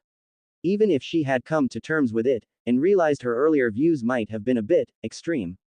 But it didn't take away from a simple fact: falling in love was a dangerous risk. Quite similar to gambling in this manner. While you might find yourself floating on a sea of euphoria, she might have held some hope for the marriage back when she first met the man. As repulsive as his smell and appearance were, he had appeared nice enough to tolerate, if only for the sake of her son. Hera suddenly felt a bit bad about her distaste for the woman. Even with her being the mother of a demigod, one born out of wedlock, at that, she could slightly relate to having a husband with some very unappealing trait and still trying to make it work. That impression had quickly soured, and she came to realize that she wasn't the only one putting up an act and that the man's personality matched his less than appealing appearance and fragrance. So, she was left with no choice but to put up with anything he threw at her, from treating her like a servant to the abuse he thankfully only ever committed away from the eyes of her son. I am blessing this woman, Rhea spoke with finality through gritted teeth, drawing a shocked look from her family.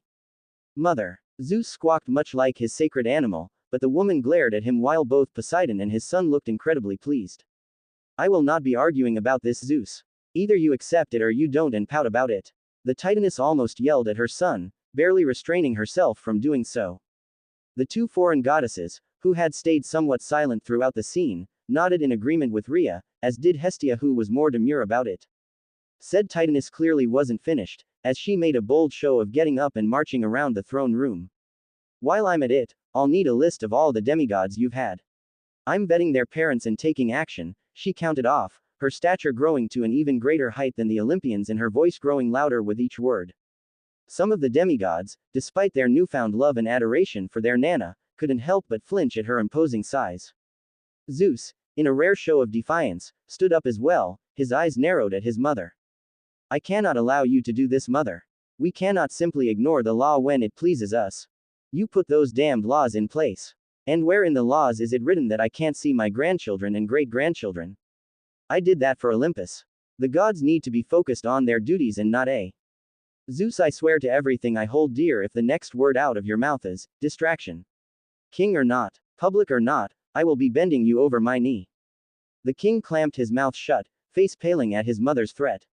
It wasn't so much that it would hurt, but he knew the Titaness would utterly humiliate him in public if needed. No. You know what? I'm not even angry at you.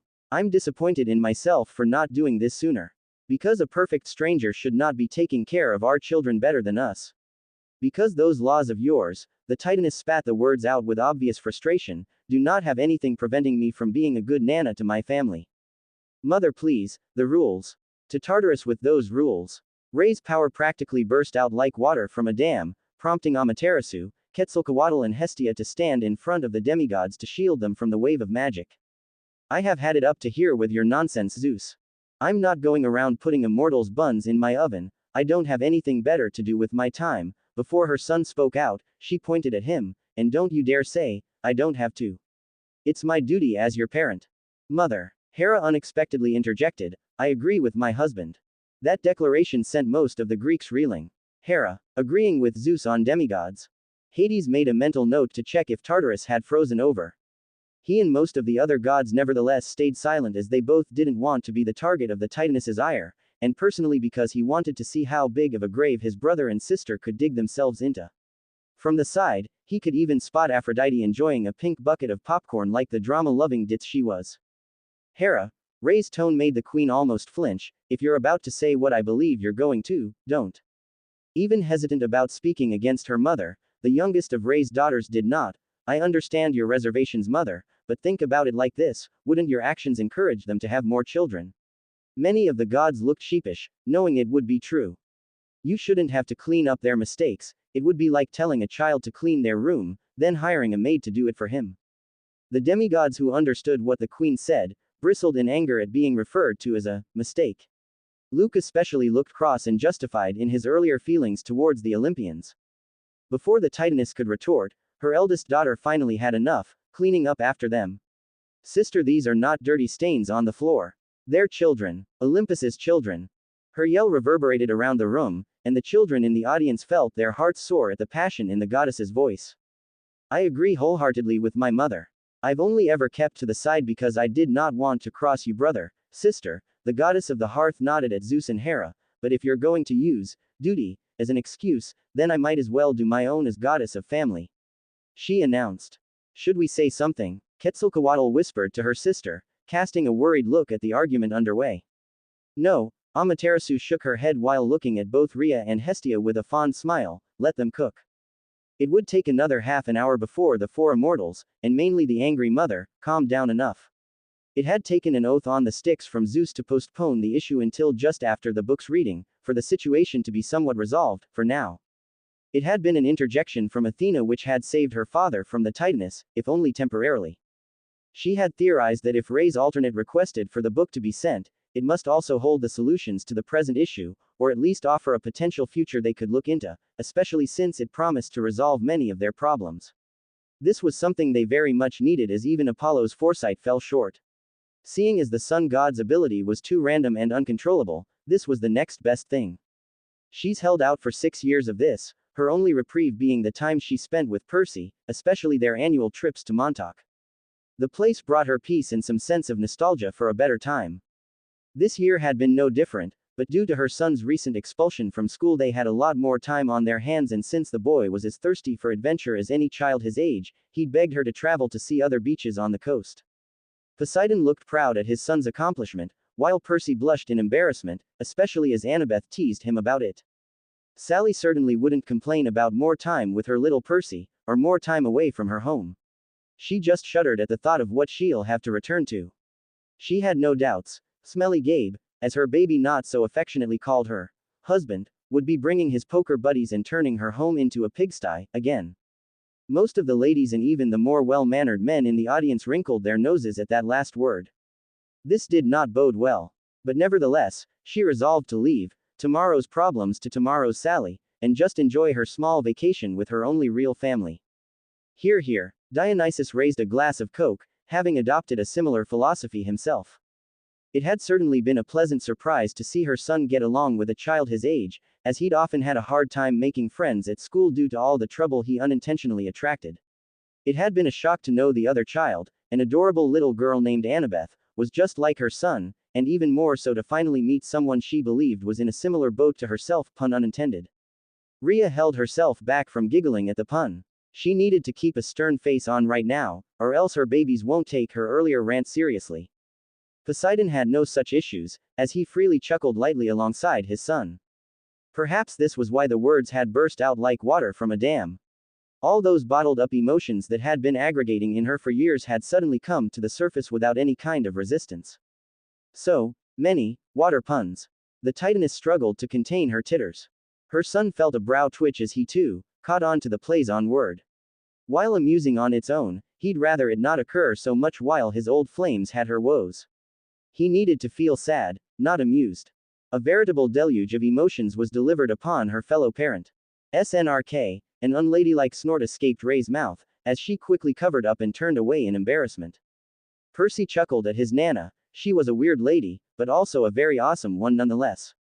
The sage's 2 daughters alongside Rhea's children simply rubbed their temples. She told Naruto everything, even as she tried to keep herself composed, but he didn't react beyond scooting closer to her and offering her wordless support and a much-needed ear to talk to. The god of the sea squashed the instinctive jealousy before it bubbled up. This wasn't the place for these feelings, and it was obvious Sally was only reacting like this out of desperation. After all, he had a good idea of what type of man his old lover was into. The charming, fun-loving type that took her on adventures and introduced her to a brand new world while also being mellow and down-to-earth enough that she wouldn't feel too inadequate next to him. Poseidon looked at the sage on-screen, his face drooping at the sudden realization. Us damn it. As her tale came to an end, she took a deep breath and shuddered, suddenly aware of what she'd revealed. She looked at the blonde man as her nervousness came rushing back to the surface. He looked neither sad nor annoyed with her. She didn't see any form of pity or anger in his eyes, albeit she did notice his features had softened before. Her anxiousness grew. Maybe this was a bad idea after all. Look, let's forget everything I said, okay? She tried to wave off everything she'd just said and stood up. A hand firmly grabbed her own. Sit, the man said calmly, but just as firm as his hold. But, she protested weakly. Park it, girl, the man repeated, giving the brunette the image of a father rearing up for a lecture. Oh, if he told me to park it, I know where I would. Aphrodite bit her lips and shamelessly ogled the man's lower half. Amaterasu and Quetzalcoatl grinned at each other. Back on Origuk, people practically lined up just to be on the receiving end of one of Naruto's famous talk no jutsus TM. The same could not be said about the belt no jutsu TM. She did as told, and stiffened when he put a hand on her shoulder while raising the other toward her, balled up into a fist. Percy and his father both narrowed their eyes at the man, while many others felt curious at the gesture. My man was like, cool story sis, put it here, hey. Hermes did an impression of Naruto and bumped fists with his brother, both giggling like children. Sally Jackson, you've trusted me and opened up your soul to me. Allow me to do the same. The sternness in the man's voice had disappeared, now replaced with a much kinder and softer tone. This got many of the audience blinking in surprise. Was the sage about to reveal himself to her? Just like that. Rhea, Hestia, and the foreign deities all hid an eager smile behind their hands. Nevertheless, the mother looked confused. Seeing this, the man smiled and nudged his fist closer. Boop it, he said. Gesundheit, Apollo fake coughed, drawing a dry look from his twin. Demigods and gods alike were confused at the act. Huh, boop it, he said again, now with a large grin. Saying it twice doesn't really explain anything, Gramps, Percy muttered. Swallowing her spit, Sally raised a fist despite every instinct in her mind screaming at her not to, that this was bizarre, this was unnatural. That this was just like the time when her ex-lover had revealed himself to her. Poseidon gripped the book in nervousness as his eyes frantically scanned ahead, hoping it wouldn't be anything harmful. Unlike him, the two daughters of the sage looked at each other with knowing smiles, much to Rhea and Hestia's confusion. But despite all of this, she didn't want to throw away what could possibly be her only lifeline. So, slowly, hesitantly, her fist came close to the man's own. When her skin merely brushed against his, something overwhelming washed over her. Her eyes widened as what she could only describe as mental images, physical sensations and emotions rolled through her mind at inconceivable speeds. A tsunami of information crashed into her mind, threatening to drown her, and yet, she didn't. After the initial shock, the feeling became more comforting and more familiar, but more than anything, it became clear. She understood everything. Suddenly, she knew whom she was speaking to. She knew why he had come here. She knew why he responded the way he did to her story. But more importantly, she knew she could trust him completely. As this was happening, the screen flashed rapidly with several images, many of them passing by too fast for most of the audience to catch. Many of them showed the sage at various stages of his life. Scenes where he was surrounded by people and ones where he was alone.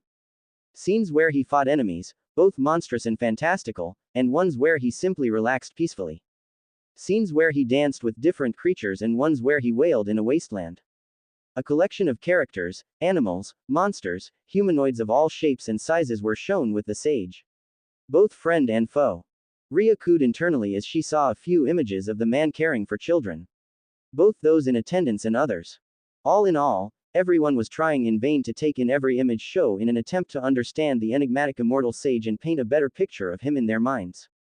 As she came down from her daze, she looked back at the man with pure astonishment written across her features. That feeling was accompanied by a brief surprise when she saw Naruto look back at her, eyes visibly moist. Percy's eyes widened at the look. He couldn't describe it, but something in him told him the sage understood his mother's pain and empathized with her for it. A warm feeling overtook him, as he sensed something ruffle his hair. Looking up, he was surprised to see a glowing hand made of fire, which strangely did not hurt him in the least. His sea-green eyes shifted across the room until they caught the flaming orbs of his aunt. Hestia smiled at the boy, glad he was doing okay. Unlike the others, she understood immediately what the man had done. She had no doubt her mother had as well. After all, they all shared the ability to understand a person's very emotions, and thus, their soul. No matter how experienced and hardened anyone is, any resistance meant nothing when you experienced the emotions of another. The most one could do was rationalize these feelings so as to not be burdened by them. Naruto had no doubt gleaned and practically experienced Sally's pain and suffering, both mental and physical, and by his reaction, one could deduce his heart had gone out for the poor woman. What was that? The king chose this moment to interject, referring to the ability used by the sage. His wife nodded alongside him, but let her eyes drift over to her mother and sister, feeling a sense of familiarity. Before Amaterasu could answer, Hestia beat her to it. From what we've seen, I assume this is quite similar to my and mother's empathic powers, she explained softly to her brother. Hera frowned, and yet, I've never seen you use it in such a manner, sister.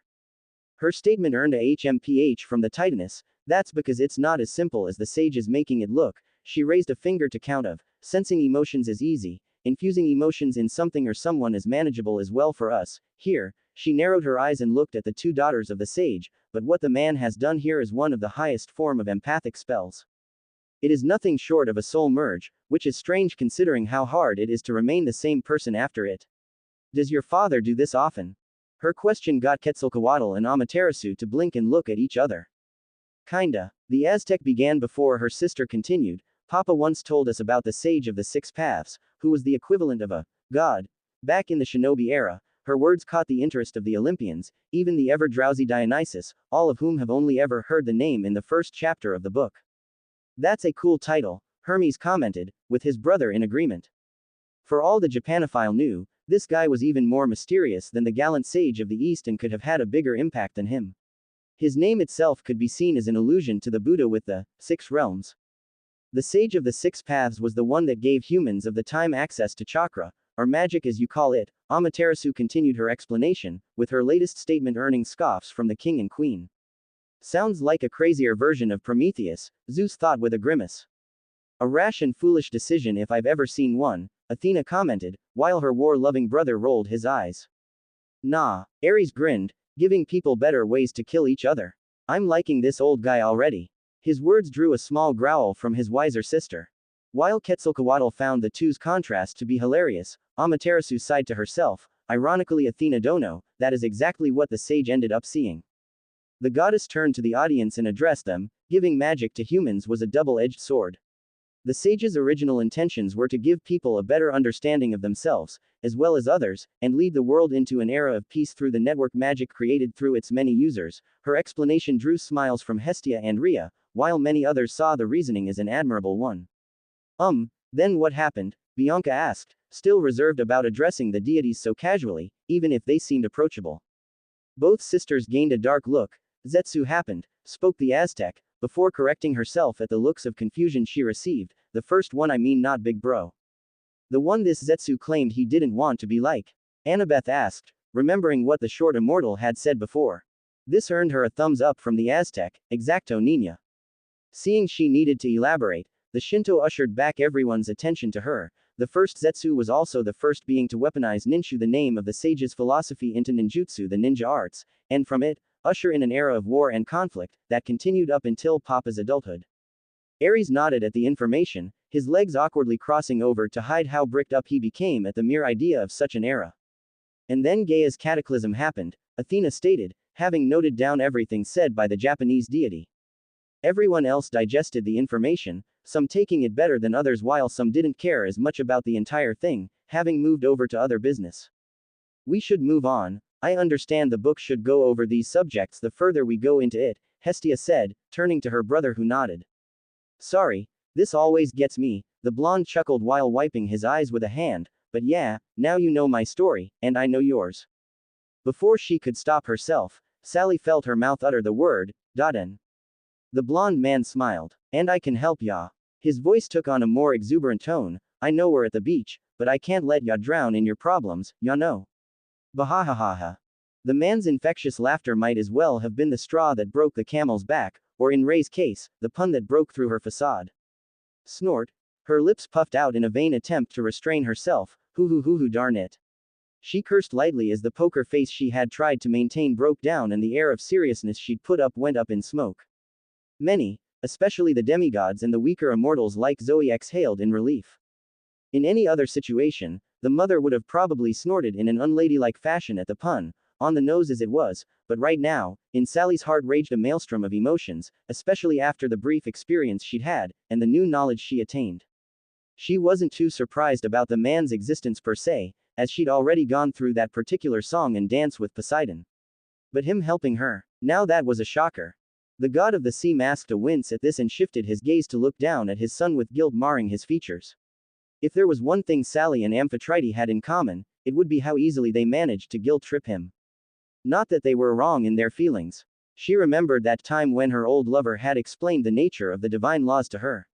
It had broken her heart to know her baby wouldn't know his father and would possibly never meet him. But it also made something clear to her, that she shouldn't hope too much for a helping hand from them. Many of the Olympians, particularly the more kind-hearted ones, followed Poseidon's example and reacted with a similar amount of guilt. That particular accusation, as old as it was, always rang true on some levels. The king and queen were the only ones that disagreed with it, as they saw their efforts in bettering the mortal as a good enough asset to allow some sacrifices. So, she was understandably skeptical and decided to make that clear. But why? Why not? The almost instinctive nature of the answer stunned her. Amaterasu and Quetzalcoatl grinned at everyone's expressions, as they mirrored the mortal on screen. Pepito never really needed a reason to help people, thought the Aztec. Ever since her father had found her all alone in the Amazon all these years ago, played her songs to cheer her up and took her in as his daughter, she'd come to learn his kindness was as vast as the sky above. The man patted her back gently in a show of comfort, then pointed at the sand structure where the two kids could be heard playing. Call your son over for a bit, will ya? His smile lowered her guard, and despite her nervousness, she decided to comply. Percy, come here for a second. Sally called out. The demigod in question, his father and his friends perked up as one and looked at the screen. Zeus narrowed his eyes in suspicion. The voices of the two children quieted before Percy once again emerged with a more elaborate algae crown on his head. Talia snorted and draped a hand around Annabeth's shoulders. It's like destiny, the Ravenet cooed while her surrogate little sister raised a hand to her forehead dramatically. Even as a young lad, Seaweed Brain never shied away from his namesake. The blonde girl giggled to herself alongside the D'Angelo siblings and even some of the gods, especially Poseidon. Percy's answer was a dry look. Yeah, Mama, the mother gestured to the blonde man, who waved at the boy. Mr. Naruto here wanted to talk to you. Percy looked visibly confused, and looked back behind the temple, only for Annabeth to push him towards the two adults. Coming before the man, he was greeted by a large hand held out in front of him. Hey there, little man, Naruto grinned at him. Understanding the cue, the lad clasped his hand in the man's own. Percy scratched the back of his head bashfully. Careful not to get your arm torn off, Percy. Ares' comment soured the demigod's mood. Says the one that tripped on my sword. The boy snapped back, getting a savage grin from the god of war. Oh ho ho, I'll shove that sword up. Oh boys, 3 inches. Both god and demigod paused and shivered as their grandmother merely glanced back at them. Looking up at him, Percy gave a toothy grin. Hello again, mister. He spoke earnestly. Thanks for letting me play in the awesome castle. He ignored the distant yell of temple from the blonde demigoddess and began rambling about all the fun he's been having. It's obviously a temple, Seaweed Brain. Give me a break, wise girl. I was barely 7. Still, Naruto chuckled. Well, a castle wouldn't be a good one without a king, would it? Oh come on. The blonde demigoddess glared at the sage for his wording. He reached a hand into one of the pockets of his swim trunks, but since the thing's a tad small for you, how about giving ya something more fitting? After he said that, he pulled out his hand from the previously empty pocket, only to reveal a toy figurine. The boy's eyes looked down at the toy in shock, immediately recognizing the character. Bianca glanced at her cousin, then at her brother with a surprised look. It amazed her how similar both younger Percy and Nico could be when excited. Maybe it was a sign of their family relation, even if she wasn't sure the god's family tree worked that way. Is that Aquaman? Percy yelled in shock and took the action figure eagerly. Sally's eyes almost bulged at the toy. That was way on the nose. Poseidon narrowed his eyes, sharing his former lover's sentiment. The old man was too perceptive. I mean, if he knows their domains, then maybe making the connection with their parents isn't too far-fetched. Hermes rubbed his chin in thought. It was impressive in a way, because even some of the gods sometimes could not distinguish the parentage of a demigod, seeing as how so many immortals shared some domains with each other. Bahahaha. The man guffawed at the boy's reaction. Ya like it? You can keep it if you want, boyo. Really? At Naruto's nod, Percy practically threw himself into the man, wrapping his tiny arms around the blonde's neck. Rhea squealed at the sight. Alongside her, many cooed and awed at the wholesome scene, especially Amaterasu and Quetzalcoatl, whose faces were split in a pair of megawatt smiles. Even Luke couldn't deny the image was a sweet one, reminding him of his own mother's embraces as a child. If he calls him Pop Pop, I might just the Titaness held her cheeks as they turned gold at the thought. Talia chuckled good naturally, so all it takes to win over Kelp Head is a plastic toy. Take notes, Annie, she teased her blonde friend, who blushed at the insinuation. Thanks, mister, the boy shouted in the man's ear, as Naruto chuckled and patted the boy's back. Poseidon guffawed at the sight of his son's energy, and even his brother couldn't contain the smiles on their faces. As many issues as they had between each other, the three were still fathers and all shared a fondness of their children in that regard. Hera was the only one who looked conflicted. Even if the sight was admittedly adorable, she was unwilling to show an inkling of approval for the demigod's existence, much to her sister's unseen disappointment in her. Unseen to anyone but Sally, the blonde's hand briefly glowed a faint blue, before the energy seemingly vanished into Percy's back. Ayo. Apollo snapped up and pointed at the screen, I saw that. Yes brother, bravo, Artemis mockingly clapped for him alongside a smirking Zoe. Poseidon looked on with his brothers, now more curious than ever, if a bit wary. For all they knew, the book could be building up into an unexpected slip. With his piece said, like all boys his age, the lad ran back to show off his new toy to his new friend. Sally looked at the sage who had a fond look on his face. What did you do? She asked, more curious than cautious. Naruto shrugged, I told you didn't I? I'm solving your problems. He dug a finger in his ear as he spoke, you wanted your son safe from monsters, so I sealed his scent, easy peasy.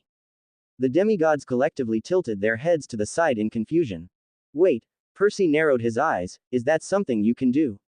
Is that something you can do? Talia took his question and redirected it to the Olympians, only to be met with a personally hilarious sight, her father's shocked look. The big three would forever deny the flabbergasted look they had sported at that moment. Hades was especially struck as with all his knowledge about monsters, he was never able to accomplish such a feat without turning the demigod completely mortal. It was Athena that spoke up, having taken her time to fill up a few dozen pages ith theories and potential spells. I'm afraid doing so is, or was impossible to do quasi-permanently, even for us, the goddess admitted, for as powerful as we are, the scent of a demigod is intrinsically tied to their powers and the nature of their blood. Sealing it, or removing it for too long, might turn the demigod mortal, she explained, drawing a look of panic on several faces in the audience. You mean my son, my grandbaby might lose his demigod side? The question was spoken by Percy, his father and Nana respectively, all of them worried for different and similar reasons. The daughters of the sage chuckled to themselves at the shocked look everyone sported. Oh, they had seen nothing yet. Don't worry, Hio del Mar. Pepito's done that to many other demigods in the past and it always worked out muy bien. Quetzalcoatl placated the demigod and his family and threw an extra thumbs up to compliment her toothy smile. Amaterasu nodded alongside her sister. Yes, Papa is by far the greatest seal and jutsu shiki master on the planet, his experience with that domain is larger than any of us can comprehend. You have nothing to worry about, Percy Shonen, she spoke with a calming smile. This obviously relieved the three Greeks, while others like Athena and her daughter almost salivated at the potential well of knowledge. If there was one thing Annabeth was sure of, it was that if she ever met the sage, she was hounding him for information. Her other didn't have issues wrapping him around her tiny fingers, so maaybe he'd teach her the sealing arts. Hue, just imagining all the books I can store away, the blonde thought with a scheming look on her face that got the other demigods to take a step away from her. Meanwhile Luke sat there, his face frozen in shock at the revelation, as well as lamenting on his luck. How many of his problems could have been solved if the Olympians could do so? Why couldn't they? Did they just never bother to research a better way? Because there obviously was if the sage's actions proved it. This entire situation was frustrating to him because of how torn it made him feel. There was no question that he still had a bone to pick with most of the gods, but the book, as well as the actions of his alleged Nana, as well as Hestia and the two foreign goddesses were slowly dousing the wrathful fire he stoked in his heart. Which was ironic considering what Hestia's domain was, but whatever. There was also the manner of his former friends. He wouldn't lie and pretend the looks Talia and Annabeth had been giving him from the start were anything but painful, and while previously he might have taken comfort in the excuse of doing what's necessary for the greater good, even that justification was growing more and more flimsy with time. The mother blinked, not sure she fully understood what the man said, before her mind processed the explanation, and her face turned to shock. You mean a hand on her shoulder cut her off. You're free, Sally. The man's tone was serene and his words filled the woman with warmth. Go out there and live that best life, you hear? Yes. Woo. Several people whooped in the audience, including Percy, who plopped back into his seat, arms raised in the air and face split with a joyful grin. Poseidon for his part couldn't look more grateful. His face practically glowed from happiness as he looked down at the book with relief. He truly hoped Sally could lead a good life. That night, Sally would once again have the surprise of her life. There's more. The son of the sea sat back up, started jumping up and down. Maybe he'd get to see the sage beat up Smelly Gabe. The sage's daughters hid their excited grin. They couldn't wait to see the looks on everyone's faces when their father, once again, goes above and beyond for a perfect stranger. She had never thought she'd be so excited to come back home. She didn't even feel any worry about the potential spring cleaning she'd have to do later. Her only focus was on putting Percy to bed, then to lay into, and possibly kick out her husband. She was a woman on a mission, and that mission was to unshackle herself from the biggest burden that had plagued her life for over half a decade. Woo, you go girl, you tell him, Sally. Poseidon and his son both practically vibrated in excitement at the news. On the other side of the room, Zoe and Artemis shared that sentiment but for different reasons. Yes, they were happy for the mortal woman, but seeing a stupid male get his just desserts. Say no more. Hera, while adamant about the sanctity of marriage, did not feel any disapproval toward the dissolution of this one. It was practically a sham at best after all. So, opening the door to her home with a groggy Percy dragging his feet behind her, she had expected to be greeted by a war zone, or whatever the aftermath of leaving Gabe alone for a weekend would be. Imagine her astonishment when she saw no Gabe, no smell, and no trash but a newly refurbished and cleaned apartment. It was almost like she had just bought the place. He works fast, Hephaestus admitted, impressed if nothing else. That, or the sage could conjure objects like many of the gods. Nice crib, the god of messengers commented, wonder if I can get him to sign part-time with one of my companies. Oh, I'd pay to see that, Apollo grinned. He gave her the means to end a toxic relationship, helped her son, and gave her a new house. Aphrodite looked at the two foreign goddesses with mischief in her eyes. Your daddy really knows how to treat a lady, huh? Amaterasu, Quetzalcoatl protested loudly to the insinuation. Poseidon and Percy did so silently. Her son, in his tiredness, didn't seem to notice anything wrong and with slow steps, instinctively made his way to his room. Classic seaweed brain, Annabeth nudged her friend who didn't protest. He gave off the same degree of excitement as a puppy. He looks cute when he's happy like that, her treacherous mind supplied as she fought down a blush. Sally in the meantime was left in the doorway, her jaw ajar as her eyes scanned every detail of her, admittedly, new and improved home. Her eyes rove over the living room, before settling on the coffee table in the middle atop of which lay a tiny case with a note on it. Wheresoever you go, go with all your heart, the note read. Pretty cliché, but fitting, Athena muttered to herself.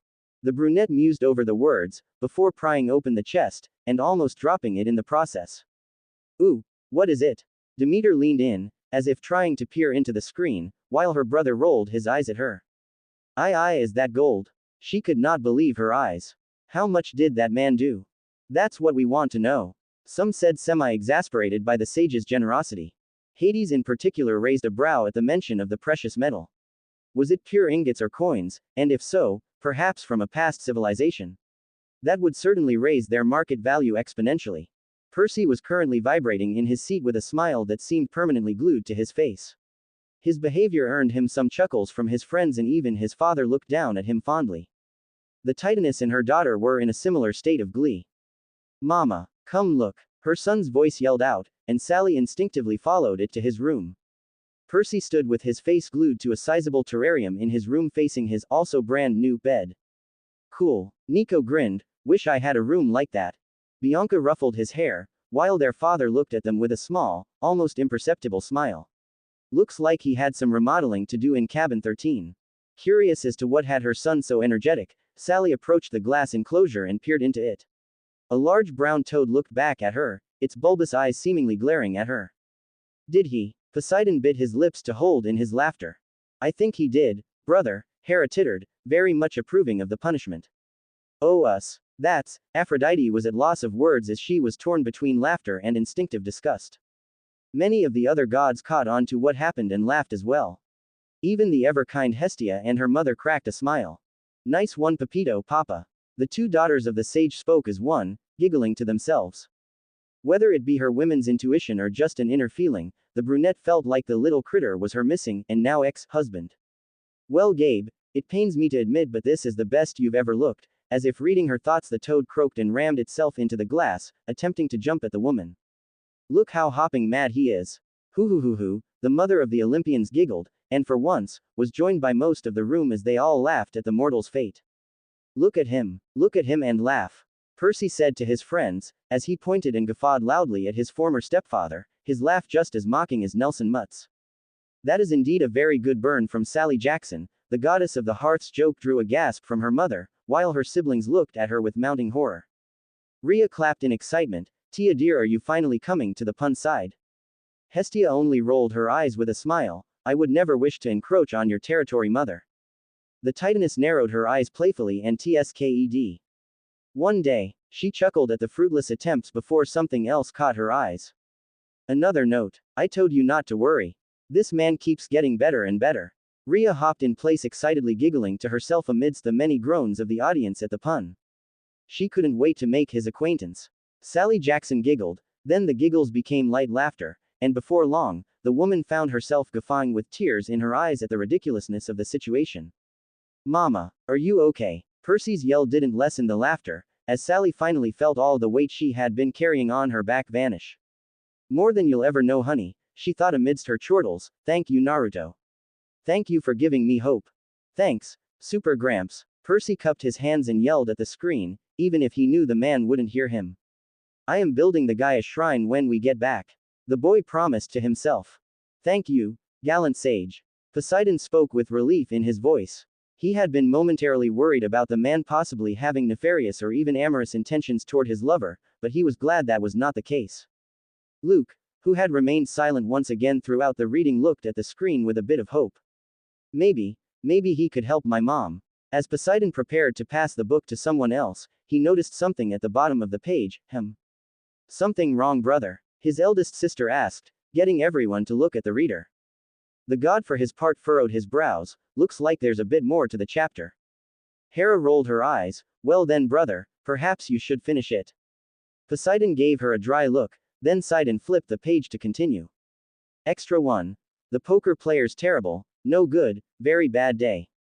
Like father, like son, both Poseidon and Percy's grins took over their faces. So much yes. In a homely apartment in Manhattan, an aging woman clad in a nightgown and a full face mask cozied up in a large leather chair. She had set aside a glass of warm milk and was currently reading one of her favorite romance novels. Who's the old lady? Nico. What did I say about calling people old? But she is. Crash. Goddamn, son of A. The distant sound grabbed the lady's attention, and she quickly got up and moved her window's curtains to check the source. Ares, who had been busy shamelessly ogling the blonde Amazon, perked up at the sounds of violence. His aunt narrowed her eyes at the cussing. Her eyes scanned the building facing her home before she caught signs of movement in the apartment on the same level as hers. What seemed to be a fat figure was sitting on a chair while another, slimmer one gesticulated widely. Oh, it was that apartment. Oh, which apartment? Aphrodite leaned in, thirsty for some gossip. Her hand, which had reached the nearby landline phone, intent on calling the police, instead picked out a different number. After a couple of rings, it was picked up. Egg, whoever's calling better be dying or dead because I'm not in the mood to. Sophia, girl, you ain't gonna believe what I'm seeing, the woman said, straight to the point. Apollo rubbed his chin. Sophia, why does the name ring a bell? Artemis rolled her eyes. With all the women you've bedded, of course it does. Her comment earned her a snicker from Zoe. A man naked from the waist down. The immediate comeback made the woman roll her eyes. Aphrodite giggled. I like this mortal style. And that quick-witted retort, the god of the arts muttered, eyes squinting suspiciously. No, but seriously, so I heard some screaming in the other building and you know what I see. Someone broke into the apartment there. Dorothy darling, I know you're getting there with age, but I don't see how you mistook my number for 911, the voice sounded both amused and exasperated. Dorothy, Sophia, damn it, where have I heard these names before? Apollo muttered to himself. Why the hell would I call 911? The woman blinked, before realizing her blunder. Oh wait. So I didn't tell you, but it's Giuliano, and he's alone. The lady on the other line paused briefly. Quote. Tell me you're recording this. Dorothy, who had already gotten the camcorder in her other hand and pointed at the scene, snorted. What did that shorty take her for?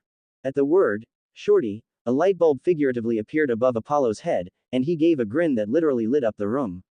No way. The god turned to the son of Poseidon, who was squinting painfully from the light. You were neighbors with the Golden Girls. Apollo, tone it down, you oaf. His sister yelled from the side. The who? The demigod being questioned asked questionably. Many of the gods perked up, with Demeter, Aphrodite, Rhea, and even Hera looking down at the boy with astonishment. Oh, I love that show.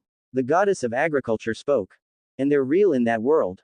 Lucky. Rhea felt a tad envious of this. A shame it ended so soon. B. Arthur could have stuck around a bit more. Aphrodite pouted, but Apollo shook his head. As much as I loved it as well, it's better to have ended it on a high note than to stretch it out for too long. He gained a grimace, but at least we have the Golden Palace. Hera shook her head with a sigh, but it's just not the same. With the demigods, Percy turned to his friends. Any idea what they're talking about? While most of the group shook their heads, Talia rubbed her skull as a distant memory surfaced. I think it's an old show from the 80s or something. My mother, she spat the name out, used to watch it. Huh, the god of the sea shrugged at the information but internally felt bad for bringing it up. Much as he and Talia fought, they were like siblings in a way and didn't want to actively hurt one another. Don't have to tell me, you know how long I've been waiting for this.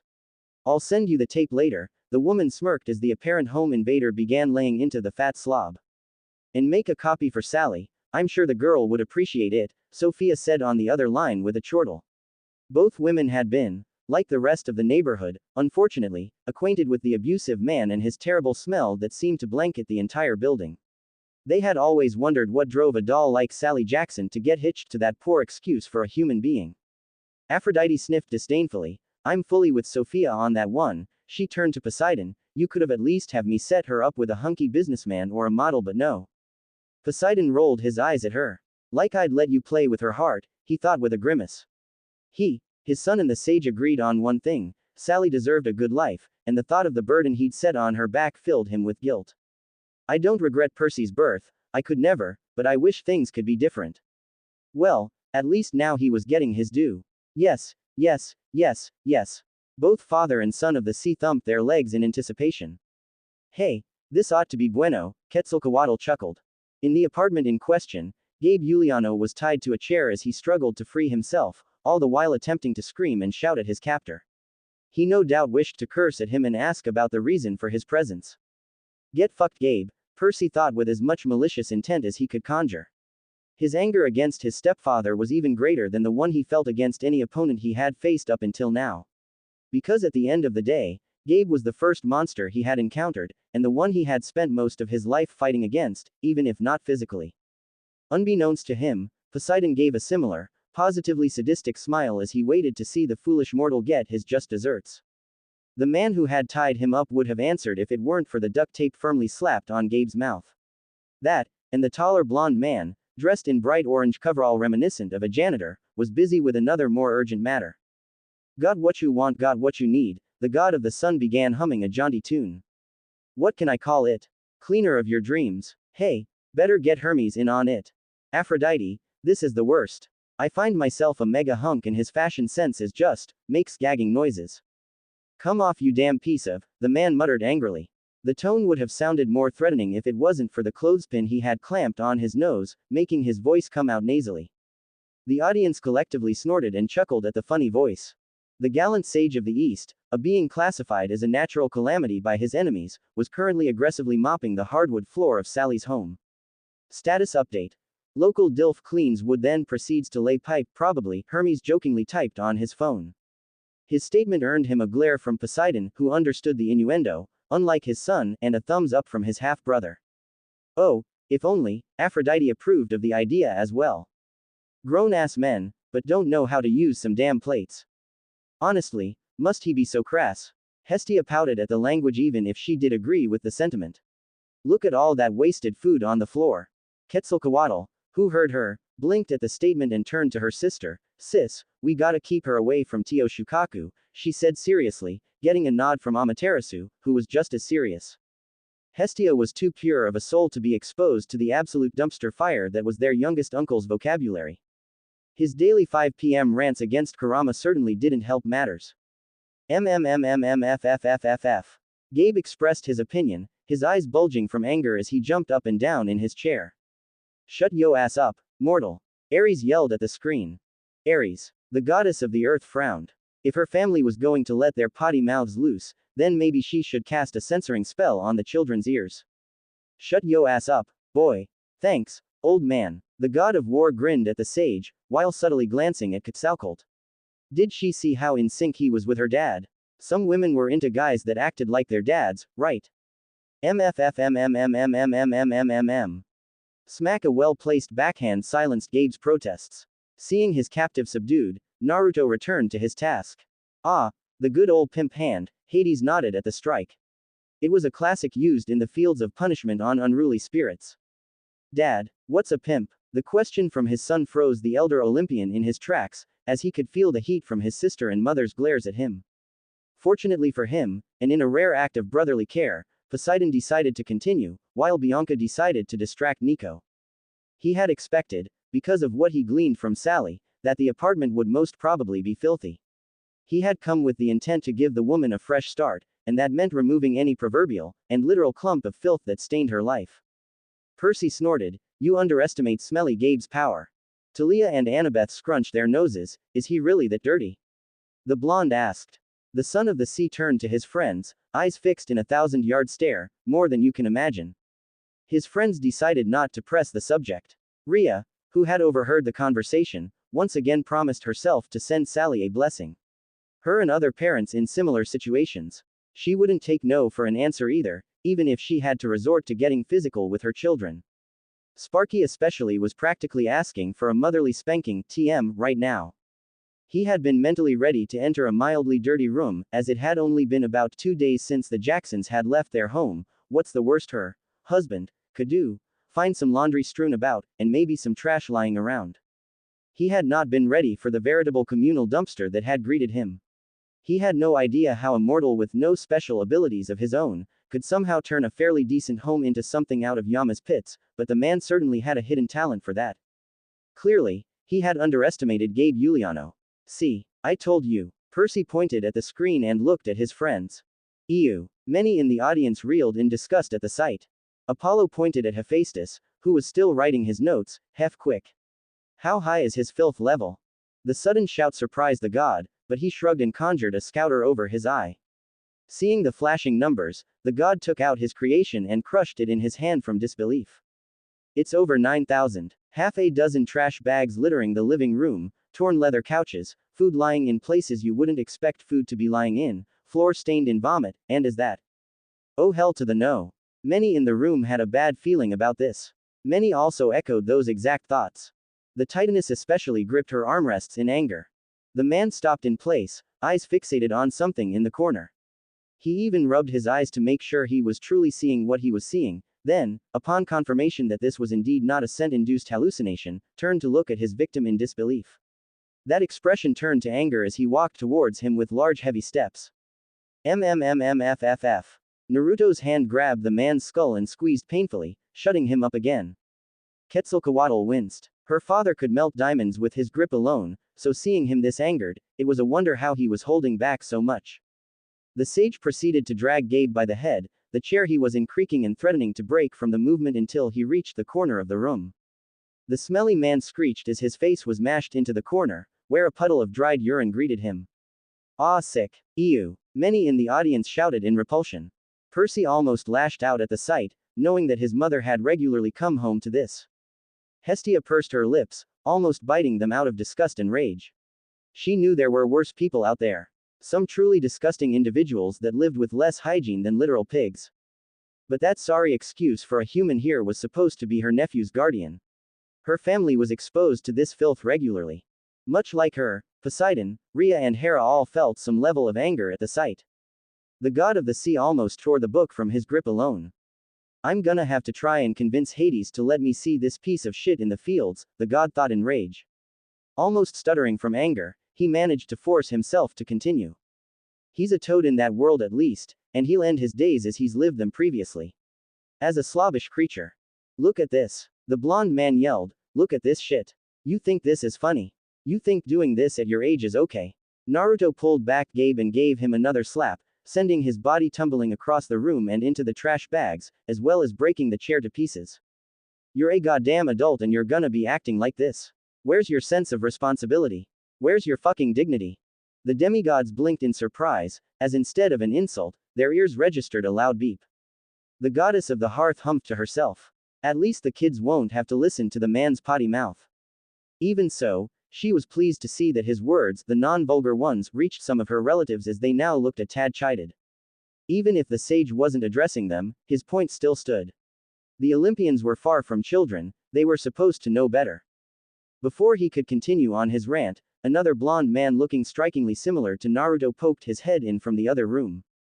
Zeus looked stricken. Granted, he shouldn't be surprised as even the weakest gods could make copies of themselves, but he didn't want to think of a pantheonic threat doing the same. Boss, I'm gonna replace the mattress. That thing smells worse than the underside of Shukaku's chair. The shadow clone went back into the room, his piece said. Demeter scrunched her nose. Oh yeah, she was definitely steering clear of that Chukaku fellow. The two daughters of the sage snorted at their father's words. He can make clones too. Super Gramps is so cool. Both Percy and Nico had stars in their eyes. Annabeth held a look of awe on her face, amazing. The potential workload he could get done with this is just, she trailed off, simply shocked silent by the technique. From up on his throne, the local Japanophile and Journey to the West aficionado rubbed his chin. Yet another parallel with Sun Wukong, since the Monkey King had a love for making duplicates of himself.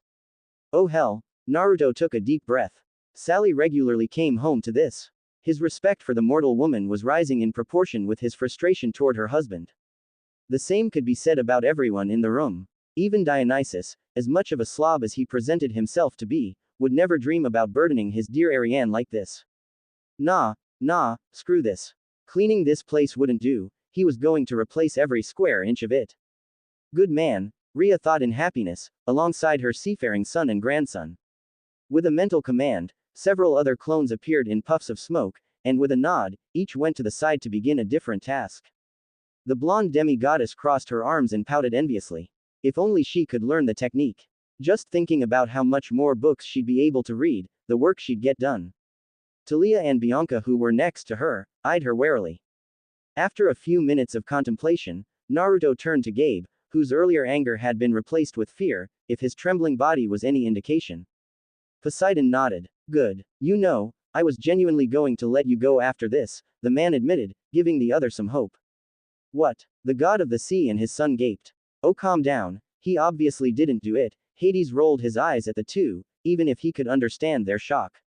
Had someone done this to one of his old flames, the fields would have felt like Elysium after he was done with them. Amaterasu and Quetzalcoatl both frowned but nodded in understanding. They knew why their father was so insistent on second chances, even if they didn't always agree with that philosophy. Erase your memories, maybe implant some mental commands on how to take a shower, and then just drop you off somewhere on the other side of the world. Maybe the Philippines, the man hummed and approached Gabe. What's wrong with good old-fashioned cursing? Zeus crossed his arms, while his wife nodded and turned questionably to the two foreigners. The Aztec shrugged. It's rare for Pepito to curse others. It takes a lot to get him to do that, especially if it's something that plays with someone's libre albedrío. At her side, her sister nodded. Papa would rather make sure you can't hurt anyone and give you a chance to fix yourself, rather than just throw you aside like trash. Artemis, who had been silent for a while, chose to interject, and turning into a toad isn't doing the latter. She asked, not that she had any place to speak, seeing how many times she'd done given similar punishments for far less. Hestia, who looked a bit uncomfortable, spoke next. Well, at least the man can spend the rest of his days acting like himself, without hurting anyone. The goddess was among the few beings that disliked the notion of cursing, as it deprived people of a chance at redemption. But here, this was the case of someone who was consciously and unapologetically malicious. The disgusting man cowered and crawled back as much as he could from the man's approaching hand. Nevertheless, his skull was once again grabbed in a tight grip, and the slob felt something wash over him. But see, if you're gonna behave like an animal, I'm going to treat you like an animal. Those last words Gabe Giuliano heard before sweet darkness took him. Get fucked, smelly Gabe. The son of the sea couldn't resist yelling out, his voice filled with vindictiveness. Before Annabeth or Talia could rebuke him for the outburst, a bar of soap materialized itself in his mouth. Perseus Jackson, the ever-polite and kind goddess of the hearth, hollered as she marched down to the boy, her fiery eyes promising discipline and a thorough tongue washing. Enough was enough. The rest of the demigods promptly jumped back. Poseidon smirked at the scene, both happy for his old lover and his son, and amused by his sister's antics. Feeling pity for the boy, he decided to see if there was anything else.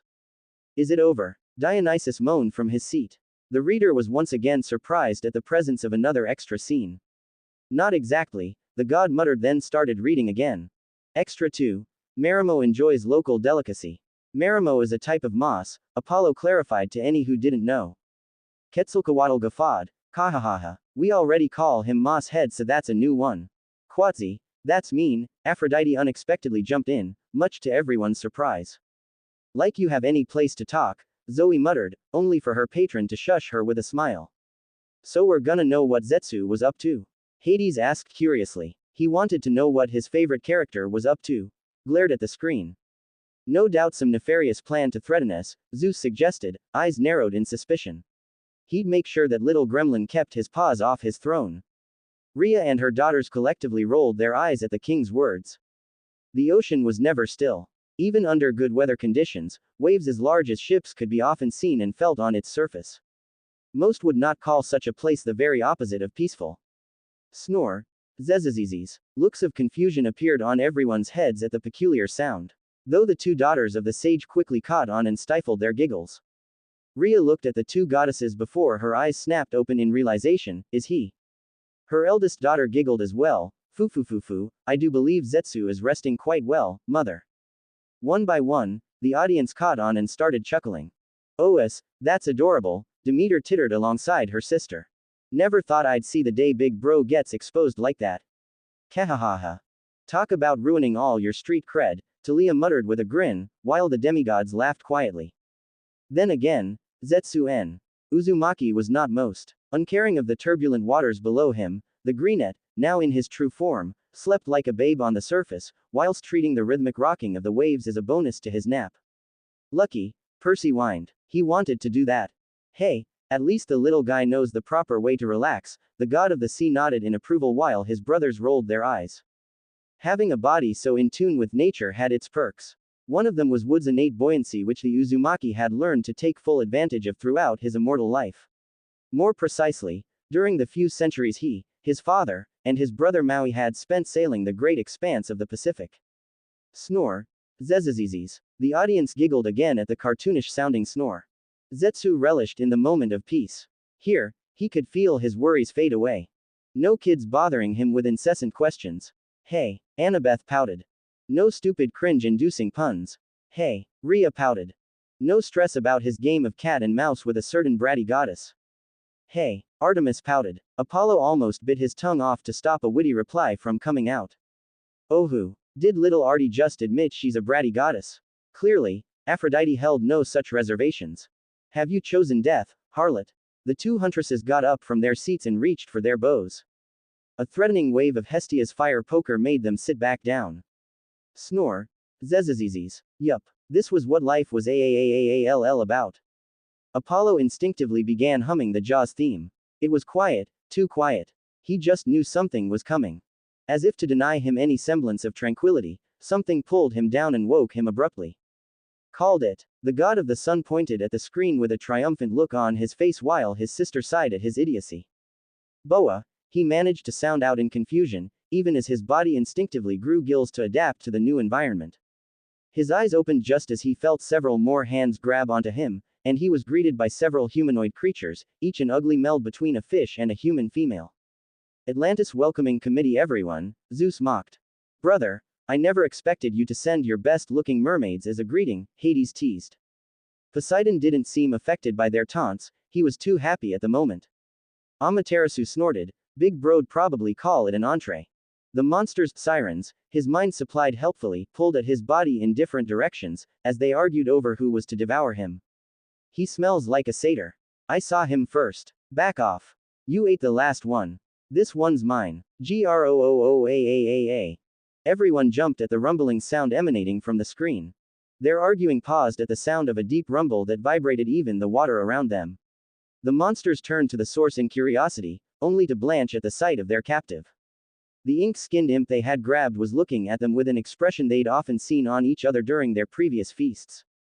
You poor monstruos, you've just volunteered as tribute, Quatsi fake gasped before giggling to herself, getting uneasy looks from some around her. Itadakimasu, the Uzumaki spoke, as his mouth enlarged to show rows upon rows of sharp teeth. The demigods collectively felt a shudder at the unnatural sight. That guy just unhinged his jaw like a snake and had the denture of a shark. That's some Lovecraft level of messed up, Apollo commented. He and the rest of the immortals felt no surprise at the sight. They'd seen much worse. On the surface of the water, bubbles popped out from the struggles below, before a black mass broke the surface. Zetsu, whose body now looked like a large beach ball, swayed a tad as he stabilized himself. He blows, Hermes jokingly yelled, earning several chuckles, even from the two foreigners. Burp. A sizable cloud of golden dust came out from his mouth, and the greenette's eyes drooped. Some of the less dignified gods laughed while the women scrunched their noses at the poor manners. I'll come back in a few more hours, I just hope Pops and the clones aren't messing things up. Snore. Zezazizis. And, he just jinxed it, the god of the sun didn't even need his foresight to see what was coming. Quetzalcoatl shook her head, knowing Z hermano, I doubt it, she said with surety that compelled many to believe her. I mean, her sister looked unsure, prompting the Aztec to look at her questionably. What? The blonde asked. You weren't around when it happened, but I just hope this doesn't end up like another Reign of Zetsus incident. Amaterasu spoke with a worry that infected the audience around her as they looked at her uneasily. What is this incident you speak of? Zeus' voice boomed as he took on a serious demeanor. It would not do for that gremlin to do any damage to Olympus after all. The goddess, funnily enough, began acting nervous and stuttering all over, which drew everyone's curiosity even more. In a vain attempt to divert attention from herself, the goddess hurriedly looked up at the reader. Hey fishy Gigi, she said, receiving a dry look from the god in return, while his son stifled a laugh. Can you read ahead? Amaterasu, I asked you a question. The king thundered at the Shinto, who kept her gaze on the god of the sea.